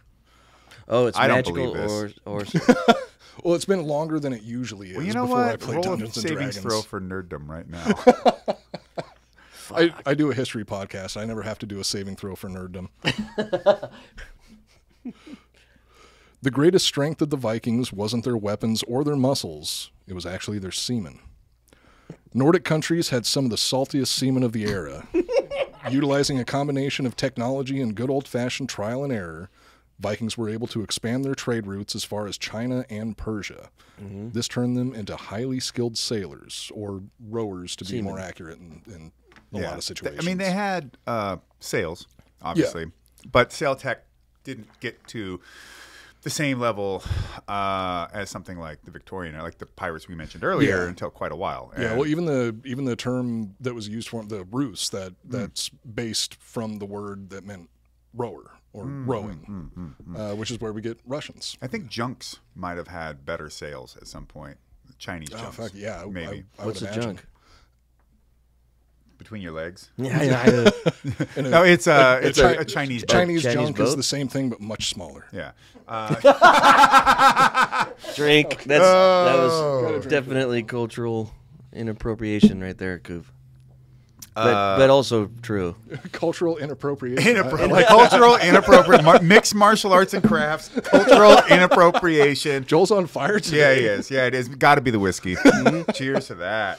Skull to that. Oh yeah, Warmaster whiskey, baby. Thank you. So, yeah, the tech for sails hadn't quite got shit is there fucking in Europe, let's just say. But the rowing and the shape of the boats was really phenomenally effective at its time, and the weapons that they had were somewhat crude. And there's different timelines on different weapons too. They had hand axes. I don't know when the long axe came into play. The Dane Axe, as it's known, but it makes its way around. Then there's the swords that eventually use crucible steel. The Ulfbert. But what's also interesting, because as we get to the Rus, which is basically all of Western Russia, Ukraine, all that, and even the aspects of the Belarus, Slavic, Ukraine, and didn't get into Poland though. I mean, maybe there was some overlap. Well, I mean, it had to have to get to Ukraine, because Ukraine is on the western end of Poland. Oh shit, that's right. Yeah, so there's a lot of Slavic aspects where you look at it and you go, that helmet's not like a Viking's. That sword looks like an Ulfbert.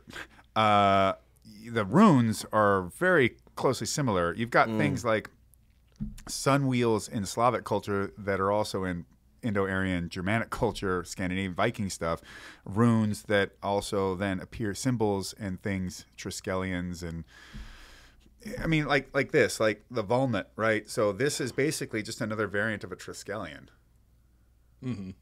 which is a symbol that you see all over the fucking place. Is that associated at all with, or does it share any influence with like the Celtic Knots?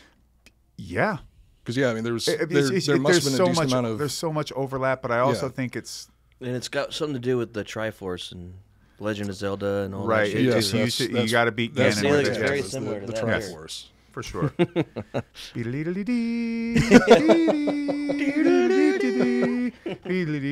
know, if you drink enough of this whiskey and your power levels go up, your sword like shoots out across the screen. Yeah, you have to have three full hearts. But everything you fight is called like a donga dog dog and a bling blang, a flim flam, cunt punt. You know, it's just like the Japanese. You still play video games? Hardly Just ever. the D&D still or no? No, here's what I do. I don't have time for that. Or Magic the Gathering anymore. No? No, I'm just too fucking busy. But It's not age though, right? It's just busyness. it's busyness, and some of it is if I had a good group to play with and the time, maybe, but there's just so much shit that takes up my time. But when I do play video games, I play like Warhammer 40K Dawn of War, and I just murder the shit out of orcs and what have you. Total War Warhammer that's one of his 3 favorite just games, came out yeah. recently, and Sounds I just cannot wait to get to it. Total War is what got me into doing a fucking Roman history in the first place. Sick. I play stuff on my PC, so like that, or I still fuck around with this BattleTech by Harebrained Schemes. It's a lot of fun. The Shadowrun games on there. Wait, which BattleTech game there? There's one by this company called Harebrained Schemes, and it's a turn-based one. Fuck yeah! And I'm very much turn-based. I too. am as fucking. XCOM was like my favorite No, I'm sitting game here forever. pushing my glasses up the whole time. You can borrow mine if I need. If you need. But so when it comes to video games, it's really more along the lines of that. I did play a good amount of time. I mean, I'll play a Fallout game, although I did not fuck with Fallout 76 or 4. I still stick with 1, 2, and New Vegas. And Yeah, those are the best out of. Yeah. Well, those are the ones that were actually made by Obsidian, which they make the best Fallout games. Yeah. I did put a decent amount of time. I've put a lot of time into all the Fallout games because I love the whole idea. I brought it up because the latest Assassin's Creed game. I don't know if you played any of those. The latest one is a Valhalla. It's a Viking one. No, Viking I've never one. played a single Assassin's Creed. Okay. Because they stuck close to the accuracy of the times in the beginning. I don't know if they still do, but you played it, right? I played Valhalla for probably at least like 30 hours or something like that. And There is a really great game that is very Viking inspired in some ways. I mean, you're not going to go on any raids per se, but I think it's a Norwegian built game, and it's called Banner Saga. Oh, Banner Saga yeah. 1, 2, and 3, and I'm kind of still here and there playing Banner Saga 1 still, and it's pretty fucking cool. I haven't heard of that. I've never tried any of them, but they show up on like every They're gorgeous, like amazing cell shade indie looking game type stuff, and the Viking aspect is basically the way the world is structured. So everything has runes and all that, and there is a race of like giants. I forget the name of them, but they have the Varl. And they have horns, and you can tell there's so much Viking inspired stuff in and around this whole thing. And they're getting attacked by these oddly kind of Mayan looking like stone creatures that I forget the name of them, but they're like these like black stone. They're like, we can tell they're alive, but you can't communicate with them. They have wizards, they have different things, but they're just we don't doing really their thing, but yeah. they just fucking destroy everything. And so they beat them back at one point and push them back into the like the icy norths, but then they start showing up again, and they're really hard to deal with. And Josh, so even these giant Viking kind of things can't just fucking take them out either. And This is why I love Josh, because he's what? well. So first off, I watched some fighting, but then because of the movie we made, I got all into UFC and MMA because of you and Don, mostly you. But the thing I loved about you is like within the first we talked for like 10 minutes one day. I'm like, oh fuck, he's a dork like me. And Guilty. in a positive way. Like, you play video games, you Dungeons and Dragons, you love all this history shit. Like, it's just fucking cool. That's why I'm glad you're here on the show. Like, I was surprised by it too, because to this day, the only person that has ever recognized the tattoo that I have here was the very first day that I met you on set, and you were like, "Oh, it's Commander Keen, an old Apogee game, right?" I was like, "Who the fuck is this guy?" yeah. I not only remember the name of the game and the character, but also the company that developed it. Yeah. Apogee. Yeah. And it was boy. like at that time, That it was the the opposite. original. By the way, before there was Castle Wolfenstein, the 3D game, there were a few games with was it Blitz? Was it It was B.J. Blazkowicz. B.J. Blazkowicz? B.J. And Blazkowicz. the there were ones grandfather of Commander Keen. right. Great grandfather of the Doom guy, also, because Oh, id Software really? tied it all together. Oh, sure enough. So yeah, there were B.J. Blazkowicz games before Wolfenstein 3D. I never played any of the other Wolfenstein games. Oh, I only played Wolfenstein 3D. that was Yeah, so that was much the fun first back one in the day. That was yeah. such a trip. What? Oh, dude. Oh, when Doom came out, it was like it would scare you playing in Yeah, the dark. I was scared. Yeah. Yeah, that fucking Doom. I still think to this day that Doom is. When did that come out, By the far, first it Doom? was 93. Yeah, something like I that. think. Yeah. I'm I pretty sure remember, it was like or 92, 96 93. maybe. I remember playing it when it came wait, out when I was in high school. No, I would go to it my might have uncle's been house, later and than I would that. get to watch fucking Predator, and then I get to play Wolfenstein 3D on his I saw DOS Predator, PC. I think, on a VHS tape. Yeah, And I VHS. didn't know about it, and I was like, oh, we're gonna watch this. Fuck! This is So so impactful. fucking Yeah. cool. So fucking good. But I was also the kid that was constantly in the aisles of video stores. Yeah, me too. Like going through the tapes and being like, "Oh, this looks dope." Learned very early that all the Hong Kong shitty, terrible ninja movies with the really great artwork on the tapes don't match up to the actual substance of the American movie. Ninja 6. No, the American Ninjas were not bad. Okay, yeah, okay, those so are I'm a better. Dudikoff guy, but even the David Bradley ones weren't that bad. But But you can't go wrong with Jackie Chan and Jet I'm talking Li about and- these. What is it? Gordon Ho ninja films. He made like a bazillion of them, and they are fucking terrible. And don't think I ever everything is saw like any of those. He's like the- headbands that say ninja across them. It's like, you got a to label ninja all the in a yellow characters. outfit, a ninja in a white one, and it's always got like some white dude who always makes this face. Yeah. And there's an American actor that ends up being in a bunch of these movies for some reason. I don't know. Probably the actor from Starship Troopers. Do you remember? Not there's Casper Van there's Dien. Casper there's- Van It was Dien. before his No, time. no. There's a. He would be good for This that. dude's got like a mustache, and he's pretty jacked, but he doesn't know shit about martial arts. And there's this fucking clip that makes the rounds, or it also makes the rounds sometimes. It's just a like a couple of pictures from the scene. There's a Garfield phone that the dude grabs and picks up. And No. It's like, oh yeah, oh the ninjas are on the move again. Oh, the ninja Wait, organization. fuck, that sounds is so familiar. So yeah, there's a scene in one of these fucking movies where this guy picks up a Garfield phone about ninja problems and declares how he's gonna take care of it and puts it down. Yeah, That's- I gotta take a piss real quick. All right. Right back. What's your favorite fucking kung fu movie then? I got two: Rumble in the Bronx or Godfrey Fist of Ho. Legend. Well, not Rumble in the Bronx. A Come bunch on. of my friends are in that movie. You have friends in Rumble in the Bronx? Yes. Lance Gibson and Chris Franco. Lance Gibson fought in the UFC, and he's in Rumble in the Bronx. Which one is he? He's a black guy.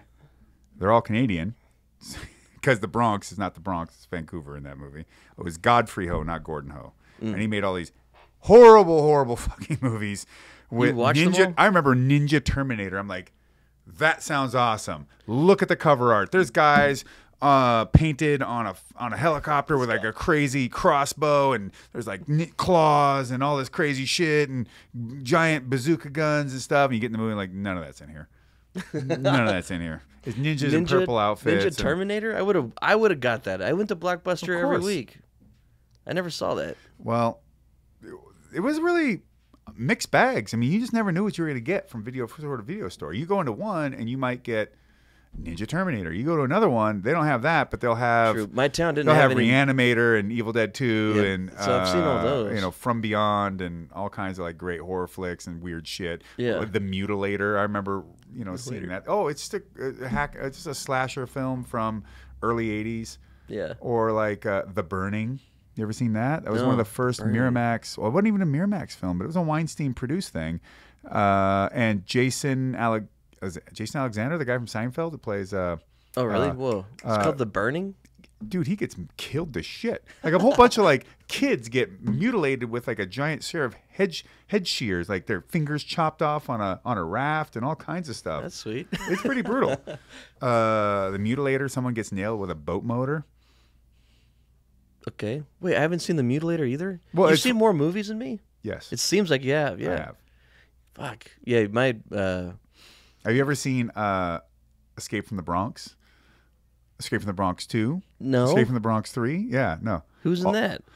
The main Are those character, ripoffs of Escape from L.A. and Escape yes, from New York? yes. Are they good? Yeah, they're great. Escape from the Bronx 1 and 2 stars. I forget the name of the guy, but the main character's name is Trash. And Great he's name. this guy that the director finds in a gym working out in the area. And he's got the most feminine walk you've ever seen. Escape And from so the these Bronx. Hell's Angels that were actually hired to be on set, because I guess they shot some of it in New York for some certain scenes. And Escape from the Bronx 1 were just like sitting in the background, just like ridiculing this guy the whole time. Wait, is this part of the same series as Escape from New York and Escape No, from no, LA? no. This is okay. Italian They're ripoff they're cinema. ripoffs. Yeah. Oh, okay. The good stuff. The good stuff. Or like you ever watch all the Fulci favorites like Zombie or which is trying to Wait, did you bank see off- Arnold's zombie movie? Arnold has a zombie movie. Yeah, it's Oh, called. shit, Yeah, what it's- was yeah, you should see my Arnold movie. It's about me. It's called Maggie. That's what it was. I still did haven't not seen see it. that one. No. It's actually Is I it like good? all his movies. Yes. Look, I'll tell you this much. He kills a couple I didn't zombies. see what was it called, like the Sixth Day or the whatever. What was that one? The Sixth Day was the clone The one. clone one. I didn't see yeah. that, and I didn't see the one where It's cheesy, but there's some funny parts. Jeffrey whatever plays the devil or whatever. Wait, I think the Sixth Oh, Day End of has Days? End of Days is End of Day sweet. didn't watch that. Yeah, it no. was Or a- The Last Action Hero. I thought that looked Gabriel Byrne. stupid. No, Gabriel Byrne, Okay, yeah. out of all those, Last Action Hero you need to watch. Really that good? Oh, yeah. It's John McTiernan. I mean, he was fucked Die up on Hard. drugs and shit, but What else did McTiernan? McTiernan did Die Hard. He also did some other like really killer good shit. Yeah. I'm trying to recall though. Maybe it wasn't something that good. important. Anyways, well, what was it? Predator. Oh, shit. duh. Yeah. Fuck. He it. made For some reason, I Predator, always think that's Shane brilliant. Black. Predator, that Die directed Hard, Oh, he and then wrote it. Yeah. Yeah. Yeah, Shane Black. Yeah, Where he's sitting there and what was it? Fucking Koomph, ruined koomph, the- koomph, koomph. Duck. Shit's falling on his head. And, Yeah. And ain't got time to bleed. yeah. Fucking. You got time to duck. Jesse the Body Ventura. Yeah. Yeah. Yeah, Fucking just see the good body. movie. He had, his pythons were pretty big, but mine were a little bit bigger. Ah, Franco. Yeah. He's such a. I always give him the wrong advices. Advices. Yeah. All right, moving All on. right, so when we last left off, we were talking about Nordic seamen. How many pages did we get through? SEAMEN. We have gone through a page and a half. Okay, we should get locked in because we're 2 hours in already. I think. Yeah, almost there. Well, after editing, who knows? Yeah, Probably hour and a probably half. Close to that, yeah. Here, I'm gonna put the timer on. We got 1 hour left. All right. In darkness or fog, an experienced Is this a Nordic poem now? sailor. What the fuck? What kind of literary? Let me get flowery with it. I need to get my. They're not just pirates, I need okay? to They're get my Vikings. art out Yeah. somehow. Coop's an artist. Let him speak. In darkness or fog, Ooh, I like the voice with change. a lamb or a frog. Yeah, in darkness or fog, an experienced Nordic sailor was able to determine the distance to shore by the smell of the air or the taste of the water. They even used a rudimentary form of sonar by shouting and listening for the echo, giving them a rough estimate of the direction and distance of land. Which, by the way, is an example of why things that just seem they get called old wives' tales or relegated to it's just superstition or no, human beings aren't. You didn't think that nobody had 130 IQ in fucking 700 AD. Bullshit. Oh, you know, like Yeah. a lot of the figuring shit stuff that you inherit through the ages isn't just cuz. Human beings figured it out. You don't just soak beans just cuz. You do it because it also removes a bunch of the toxins out of them. If you sprout them even before cooking them, it goes a long way towards making beans, like pulling toxic materials out of beans. Sprouting them beforehand Yes. too? Oh shit, I've never had them that way before. It also changes the way, taste, what proteins you get. It's like, look, people that did this didn't just fucking do it just cuz. And all I'm trying to really bring to the surface here and elucidate is that so much of what we think we're just so superior because we're sitting around here with our iPhones, Androids, and tippity tap tap. Look at how smart I fucking am. These people are equally, if not arguably, smarter than us, and they didn't just come up with things and pass them down because it's all mystical mumbo jumbo because they thought demons were in it. They fucking knew what they were doing. Well, also they didn't have as much what would you call it, like overall cultural knowledge to build off of. Anything that we do nowadays, we have. Well, I mean, hundreds arguably, or thousands. Hard of years. to say. Like, I mean, maybe the things that we have a harder time trying to trace the understanding of because it's so old. In fact, because they were closer to it, they understood it far more clearly. And in fact, older historical information was more readily available to them than to us. Not to mention, they're in a constant state of trial and error. And error means you die. So when you Those are raise some the pretty fucking stakes, high you take stakes. things a bit more seriously and have a bit more focus on it. Yeah, so I no guess all I'm shit. really trying to pull out of this is that don't think because you live in 2021, 2022, that somehow you're infinitely smarter and that all these people, even let's say like the medieval era, is just like a bunch of dummies rolling around in dirt. It's like, no, they weren't covered in dirt all the time. Everything wasn't gray and bleak. It wasn't like a bunch of idiots. The Dark Ages weren't as dark as you think, and people just weren't a bunch of wandering morons that didn't know anything about the world and thought superstition and supernatural beings were going to kill them at all times. Right. Well, I think I mean they might have had a better better functional understanding of the things that they were doing, as opposed to having a more like granular understanding of like the small little pieces that are all interacting. And you could to argue make that something whether or happen. not it's actually better to atomize everything into some tiny materialist kind of understanding of stuff versus just knowing it. I mean, if you have the functional understanding of something, then the minutia doesn't really matter all that much in the long run. Right. And if you get too deep in the minutia, you may actually lose the point of what was really useful in the first place, or think that you can take a piece of that out and then add it to something else and replicate it into a different way, and somehow that is either equivalent or superior. It doesn't always work that way. It's just different. Right. And sometimes it actually might be worse. But you won't know until enough time has shown you that it was or it wasn't. Anyways. So the Vikings even used a rudimentary form of sonar by shouting and listening for the echo, which gave them an idea of the direction and distance to land. On the open ocean, though, they used a magical stone to guide their way, allegedly. Yeah. Well, it wasn't. I don't think it was really magical, was it? I mean, no, not magical. Just there was some sort of crystal that they would use to they could pick up help. some rays of light, even in low light conditions, to help them. I think they did a pretty good job of showing how it works in the History Channel TV show Vikings, where it pretty much just helped you see through overcast skies to figure out where the sun is, which lets you get a better idea of the direction that you're heading, which was pretty fucking advanced for the time, because open ocean sailing during this era wasn't the safest or most accurate thing that people could do. No, that's true. Very true. Written records have been found referring to something called a sunstone, which was used to locate the sun on overcast or foggy days. The identity and technique for using a sunstone has been lost to history, causing some to doubt its existence altogether. Whatever method they used, it allowed Scandinavian merchants to trade local goods like amber and cloth for exotic spices and, admittedly, some slaves. But they did. Well, I mean, they did take some of those by force. We need to keep in perspective the context of the era. That is, everybody had we slaves. go through that. That's something that comes up on this show so fucking often is it absolutely drives me crazy when people try to treat ancient cultures or hold ancient cultures to the same standards as modern morality. It just doesn't fucking work. No, it doesn't. We actually learned that because of the show in a way. Like the show started out as we want to make a show where we talk shit about people in history, but then you have to take into account what their lifestyle was and what their time was. We think we're so fucking farther advanced and so much more well educated and moral and ethical than all these ancient civilizations. Although we generally tend to like just, you know, we swing the spotlight like a few different directions. Yeah.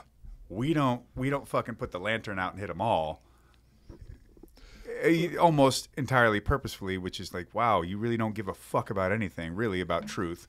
But the reality is that we are so utterly self-absorbed in the modern era that while we can sit back and try to act like we're so much better than all these people that had slaves and all these different, you know, various things that honestly do seem quite cruel and rough and difficult and really and unethical in a lot of ways. But we do unethical shit all the time. I mean, we'll literally go on our phone and just fucking bring misery into somebody's life for what? We'll conjure up a mob to chase someone down over something that doesn't fucking matter to you and doesn't even affect your life. And we'll use banking institutions to take away your money and all kinds of dumbass shit. And it's like, what makes you think if you can demonize a person to such a degree over, you know, these various things, maybe even politics, right? You know, orange man good or orange man bad and vice versa and whatever. Who knows? You know, politician sucks, politician great, you know, whatever stance you want to take on it. And then, honestly, don't fucking try to tell me that you wouldn't, given the opportunity, enslave your political enemies. Yes, you fucking would. You would. Yeah. You're not any better than that. And to some degree, you're worse because there is literally no need for it in this modern era, by the way, because at least back then, your settlement gets destroyed. In fact, being a slave might be the only way you survive. Whoa, I haven't thought of that. Yeah. So this day and I era, need to go be a slave or else I'm going to die. Yeah. So in this day and age, none of that is necessary. The ability of technology to abate nature is so incredible at this point. It's not even funny. But yet, he will still reduce people to lowest levels and subjugate them in one way or the other and definitely diminish them. So fuck you. You know what I mean? Like, don't run around and try to sit there and act like you're better than Egyptians. Or it's like, hey, okay, they had slaves. Can you build a pyramid or a sphinx or this or that? No, you can't. Invent mathematics? I don't think so. Which or also invent aspects of mathematics? The pyramids, survive for thousands from of what years? they can tell, the majority of the people working on the pyramids were actually skilled craftsmen. Yeah, probably so. They were like contractors. But it's so much easier to call them slaves, isn't it? Well, it also fits a specific narrative a whole lot better, where you can just demonize absolutely everybody in the past and hold yourself on this moral pedestal like you're so much better than all of them. But I guarantee, I've talked about it on the show before, that I guarantee you go forward 100 years, maybe even less, we're going to be able to genetically engineer, or we're going to be able to make lab-grown meat and make it obsolete to have any sort of slaughterhouses. People are going to look back and be like, oh, look at these horrible fucking monsters that were just keeping all these animals in cages and slaughtering them so they could eat them. You go far enough in the future, we're going to be demonized just as much as we demonized people quite honestly, 500 years ago. I don't know how much longer I don't think they'll be able to demonize people for too long, because when they start eating this synthetic created shit, they're just going to start growing crazy tumors and falling apart. and you know, it's like, you are so removed from nature, it's not even funny. You're going to die. I think that through your own means. That's the most poignant thing about it. This is another thing. Turn into cyborgs. Another thing that comes up on the show fairly often is like the whole meaning of progress, or the definition of what progress actually is. Like, what is it that we as a species are moving towards that actually fits the definition of progress? Is it staying closer to nature, or is it trying to completely transcend nature to the point where transhumanism. Transhumanism, which I personally think is 100% inevitable unless we wipe ourselves out. Yeah, we can't help it. I mean, We it's just can't help it. We can't help it. We can't stop ourselves from doing such a thing. Innovation is hardwired into humans. Technology exceeds our capacities by magnitudes. We can go from tapes to CDs, or reel-to-reels, tapes to VCRs and CDs and DVDs and Blu-rays and so on and so forth, to solid states and all these different aspects of storage and delivering of media and data in such a incredible amount of time, and everything that comes with what that allows you. But yet we can't orient ourselves to use it responsibly for what is necessary for remaining a whole, complete, balanced, healthy human being in terms of psychological, spiritual, and mental well-being, as fast as the technology starts leaping forward. We cannot keep up with it. We're not meant for it. Evolution has... And I think technology, like progressing in technology is it's...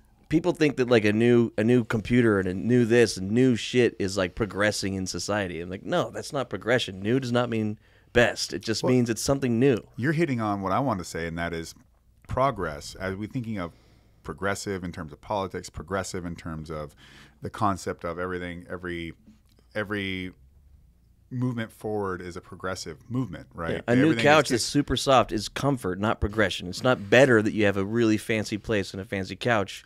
Comfort isn't progressing. That's actually digressing. Oh, it could be. Because depending on your time period. That couch could be super, super, super soft, right? I mean, but maybe over a limited amount of time, that softness actually makes it so your spine doesn't line anymore correctly because you've been laying on it so much, and it's actually not compatible with what a body needs to be healthy. And I'm just pulling this shit out of my ass right now. Yeah. Well, if you think about something like agriculture came about to make human lives. I mean, it kind of a byproduct was making human lives easier, at least more. Well, also because stable. humans started creating cities and civilizations and being more stationary instead of, or creating home bases, so to speak. If we want to take this back to StarCraft or Total War, you got to have your base. Set up a base right next to the crystals. Right. So you have a base, and now you can then, you don't have to go out and search out all this food and whatever. No, you have animal husbandry, you have grain stores and all this, so you can have excess, and then with that, then you can go and create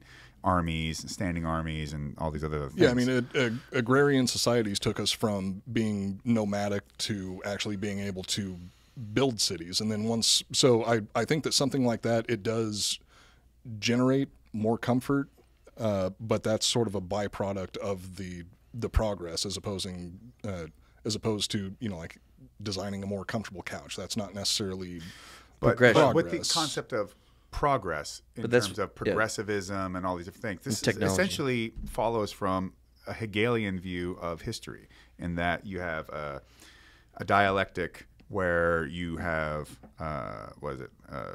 thesis and antithesis and then synthesis. I mean, Hegel doesn't quite describe it that way, but that's the easiest way to put it out there. And so it's constantly this dialectic between things fighting and arguing against each other, and then always the solution is some better version, and you move forward and move forward. But it also implies this linear concept of history, that history, every aspect of history is just man progressing. History is progressive, and at every point it's just getting better and better and better, and learning and learning and learning and learning, until, if you're a Hegelian or a Marxist, it's like end of history.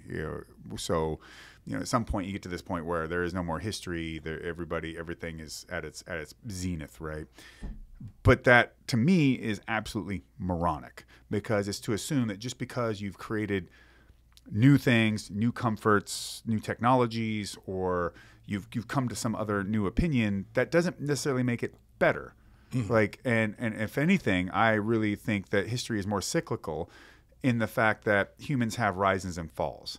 And that, to me, seems far more coherent, plausible, and logical, especially for the fact that the oldest books you can find, the motivations, if you go read fucking Gilgamesh, the motivations for the people within the story are the same motivations on every story still, and it's the motivations that we all have still. The problems are still the same problems.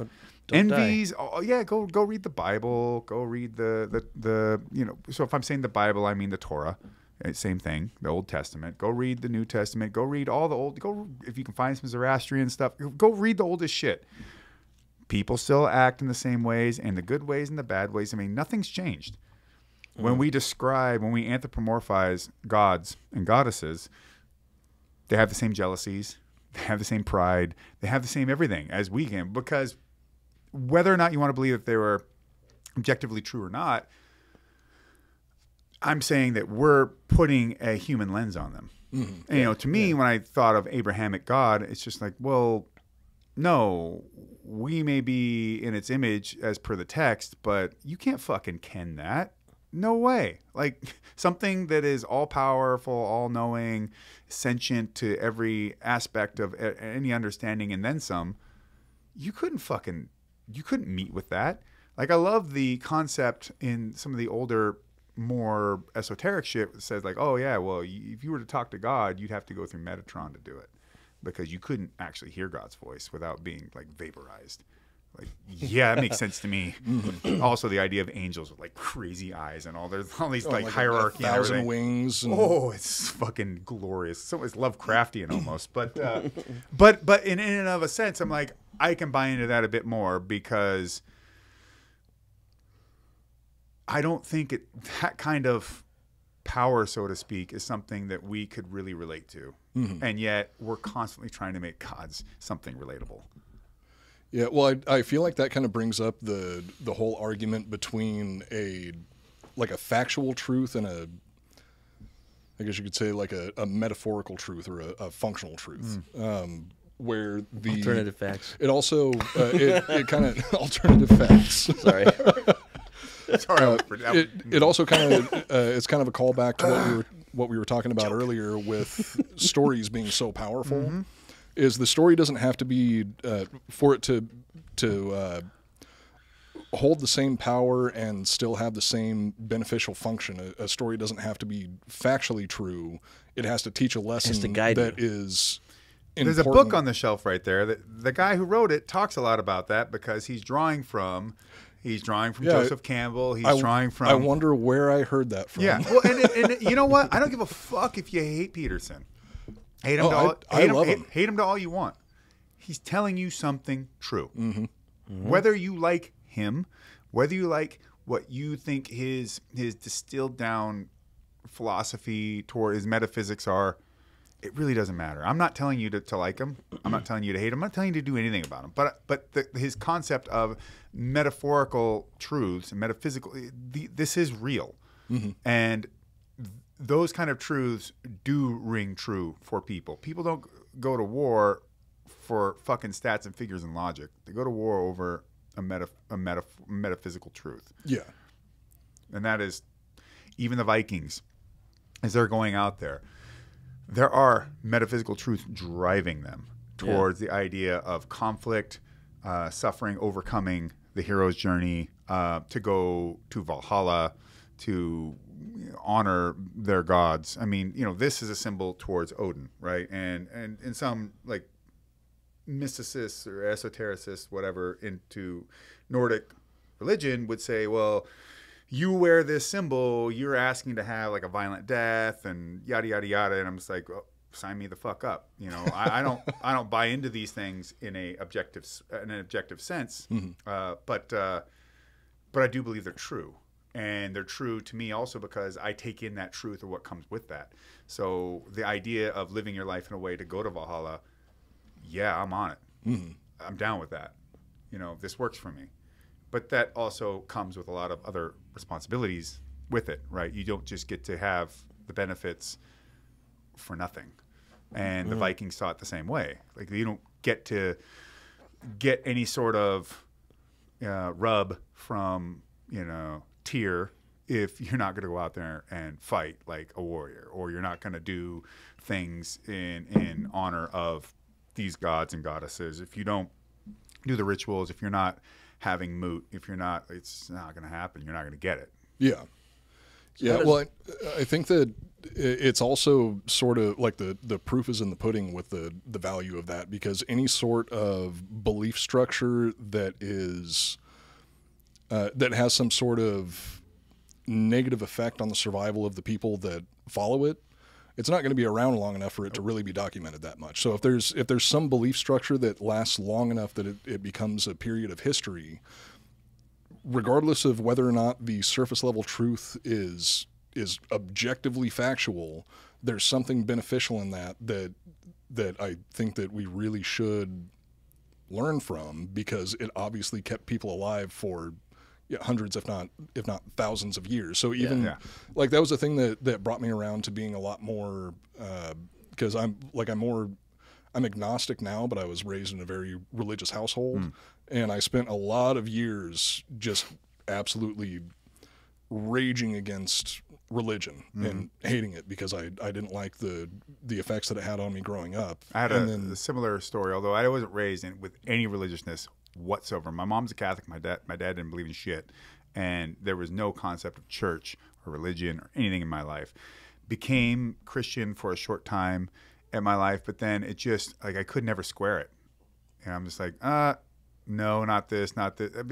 Wait, Lot ran away from Sodom and Gomorrah with his daughters, and then they fucked him and made a new tribe. Like, why weren't all their eyes like hanging halfway down their face? Well, how it's like the case for everybody that's a descendant of Adam and Eve, where all these other families that they were interbreeding with to avoid inbreeding. Right, but then at some point I started. They were. I just got don't to talk this, about it. Yeah, I get to this. You're looking at it. Yeah, still here. But I then got to this point where I started to think, like, you know what though? There's something about, like, okay, I can go and I can rag on Christianity all day long. I can deconstruct it and, like, you know, ass fuck it all day. Like, great. And I can do this across the board on all these different, supernatural concepts. But this doesn't seem to bring me anything, right? Not to mention, it's like, well, okay, I think that there isn't a likelihood that it lines up exactly how these human-born religions tend to say it is. But why is it that there's so much of this that just seems to be repeating itself over time and place and cultures, regardless of whether they ever even met each other?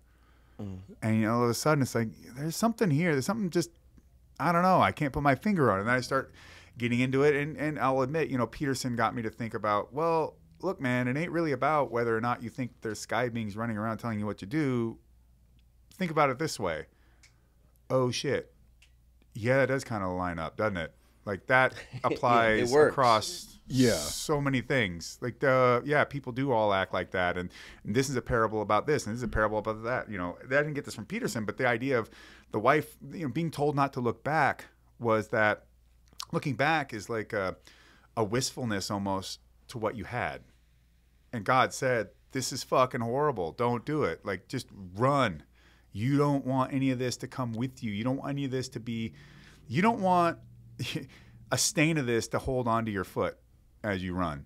And if you were to look back, that's the potential of bringing that, even a small piece of it, with you. And if that happens, it's virulent enough that it will eventually grow itself again.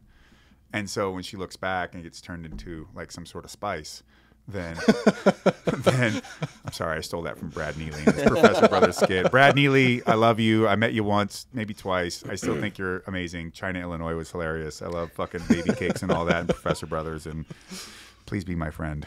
but I'm sure he's a fan of the show. Yeah, he'll never hear this. But it to me, it's like, okay, I get it. And I used to read all the Greek mythology stuff as a kid, and in fact, there was a teacher in the class I was in that read like some bits from some Norwegian folk tales and things like that. And then I grew up with an old Brothers Grimm book in my house. Reading these things, like, I approach those as if they're not real, right? But you approach religion as if it's concrete. And yet they both serve the same purpose essentially at the end of the day, and they are filled full of incredibly. Wow, that was the moment that really he couldn't take. He's like, you are so full of shit. Yeah, right now. I was with you up to this point. You But fucking that was absolute bastard. Yeah. Brothers Grimm in the Bible. Go fuck yourself. How dare you? But you start to look at it from when you look at it from that perspective, it's like, oh shit, there is so much wisdom in all of this. And this again is something like, I think it all ties back to what I was saying earlier about just because we're here doesn't mean them there in I'm trying to be Texan, them there back in 9th century or whatever it may be, we're somehow dumber and less educated and less understanding of the world and less in tune with what is real and true about things. And it's like, no, actually they probably were closer to it, because we've never had the opportunity to lie to ourselves and derange ourselves into unreality more than we have now with the technology available. Absolutely. I mean, I think that the invention of the internet and like social media in particular is the newest iteration of gunpowder. Like that's how much of a cultural influence that it has, and it might even be more dangerous than gunpowder, because now you're able to take down an entire country without them even realizing that they're under attack. Yep. Yeah. And you don't have to take any lives. You're literally controlling the ideology of an entire group of people. Look, I'm pouring a little out for that right now. That's no joke. That is the real shit. Cheers. Cheers. Cheers, boys.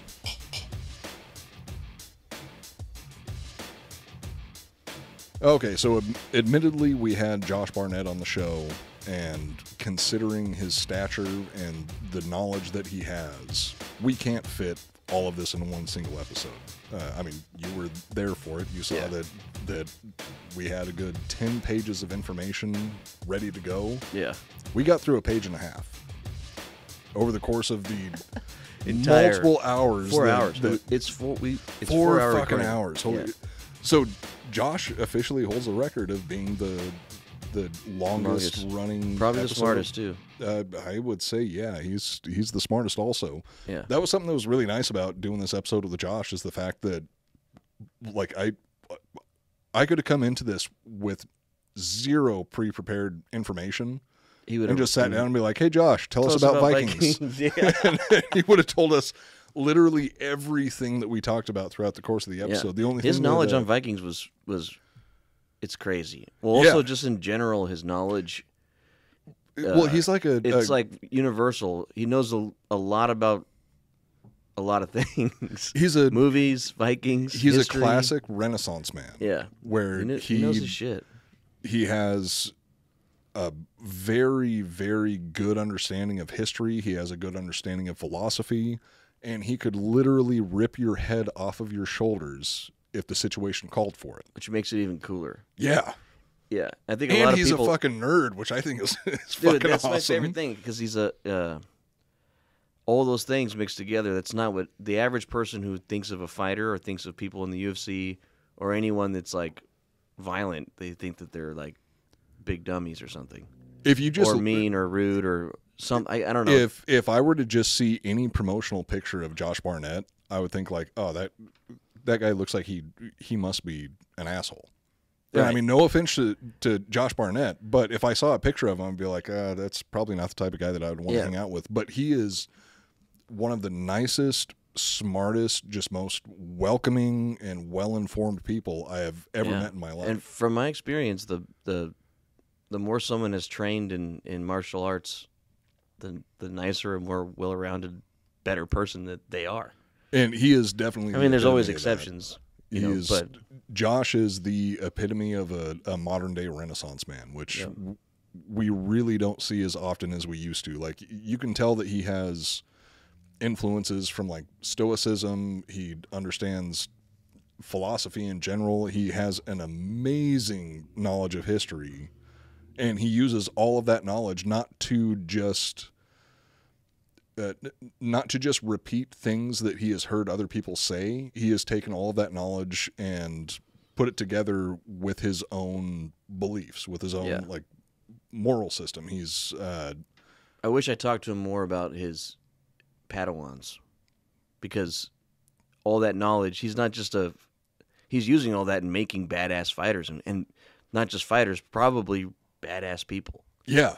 You know, like Yes, absolutely. I would train under Josh in a heartbeat, and I would recommend anybody who's trying to train or learn to be a better person, try to train under Josh. You know, he'll teach you how to kill, and he'll teach you how to love. Go and check out Bloodsport 8, which he was gracious enough to get. It was me, you, and Adam Hester from Skeleton Factory, skeleton_factory on Instagram. Yeah, he let us come. He hooked us up. We were on the list. I was so glad that he finally let me come, because I was holding that back so much. We got to go backstage. There was other famous fucking wrestlers there, pro wrestlers. X-Pac was there. I had no idea who any of the people were. I was just I didn't fucking really. happy I to be recognized there. some of them, but Adam seemed to know all of them, which was cool. Yeah. But it was just cool to see Josh in the ring again. We spent the entire drive home doing Macho Man Randy Savage That impressions. was fucking incredible. That was so much fucking fun. The drive there and the drive back were Adam was so sober. much fucking fun. And he was Macho Man all the way home for 3 hours. Oh, he does a solid fucking Macho Man impression. Anyway, dude, I went and I bought some sunglasses just to do Macho Man impressions day after. Fuck yeah, good. Well, let's get out of here, dude. This episode's already 2 hours. The people need to sleep. Yeah, it's time for everybody to go to bed. So that's it for this episode of the Iconoblast podcast. It's not even the end. There's another hour and 45 minutes on the next one. And then we probably have another. I can crunch everything down into one more episode about Vikings, because we got to talk about the Great Viking Horde. Yeah, that's like one of the greatest moments in Viking history. These 2 episodes will just be the Josh Barnett episodes, and then we can do a couple of Viking episodes. Vikings are cool enough to do 4. They will be addendums to the Viking topic, but the whole Josh Barnett experience is the meat and potatoes. Yeah. So rad that he was on Joe Rogan and then came right to us after. I know. It makes me feel like we're more famous than we are. I have not stopped talking about that. It's like, oh yeah, day before Josh Barnett was on our show, he was on Joe Rogan. Yeah, I think it was the same day. I think I got the days mixed up because he had the same. Was it? He had the same shirt on. He was wearing the Bathory shirt. Yeah. So or he either has like multiple of those, Bathory which I wouldn't be surprised. Or we looked for those at the. I want to buy one. Josh, you should sell those on your website. He Yes, does have please. a website. I just looked for the camera. He does have a website. I keep looking for the camera too. He has a website. You can go to it, joshbarnett.com. I think it is. I'll double check right now. Do the rest of the outro while I look this up. So you can follow us on Instagram at Iconoblast Podcast. You can follow me at Coop Nukem, COOPNUKEM. You can follow Joel at Joel R. Benner. That's JOELRBENNER. You can follow Josh Barnett at Josh L. Barnett. Yeah. And yes, joshbarnett.com he just has that site. You can go there. I just went to it. And also, if you want to see Bloodsport from there, you could see his clothes, you could see his whiskey from there. It looks like everything's there. So. And you have a live feed of his bedroom. Yeah. Which is pretty ballsy and terrifying. Also, tune into the Drinking Bros History channel on YouTube, because we do that shirt he was wearing is there. Okay, sorry. You can buy that shirt. Okay. The show you see on the show, if you're watching on YouTube, you can buy that shirt. And he has some other really cool shirts that I'm going to buy right now. I'm sure they're all fucking awesome. Yeah. But tune into the Drinking Bros History channel on YouTube, and you'll be able to actually see the video version. We do video episodes of every single one of our shows. Definitely highly recommend it for the Josh Barnett episode in particular, because god damn, that man's handsome. And he gets up. He's huge. And we did a cool little video intro. Yeah. So anyway, join us next week, and we're going to close out our Josh Barnett series. Yes. And then we'll follow that up with the remainder of the Viking information. We continue drinking. The next episode gets a little more wild. There's even there's even an axe demonstration by Josh himself. But yes, yet another reason to tune into the Drinking Bros History channel on YouTube, because Josh actually shows us how he would kill us with a Dane Axe. Yeah. And it was really surprisingly different than I thought. You're not just swinging haymakers at everybody. No, which was surprising. You're poking and prodding, and there's a lot more. The target you're aiming for is their fucking hands, which blew my mind. You'll hear that on the next one. Yeah. But yeah, that's in the next episode. So that's it for this episode of the Iconoblast podcast. We will see you all next week. My name is Matt Cooper. I'm Joel Benner. And that was Josh. And that was Josh Barnett. And we're reminding you to never take anything at face value. Peace.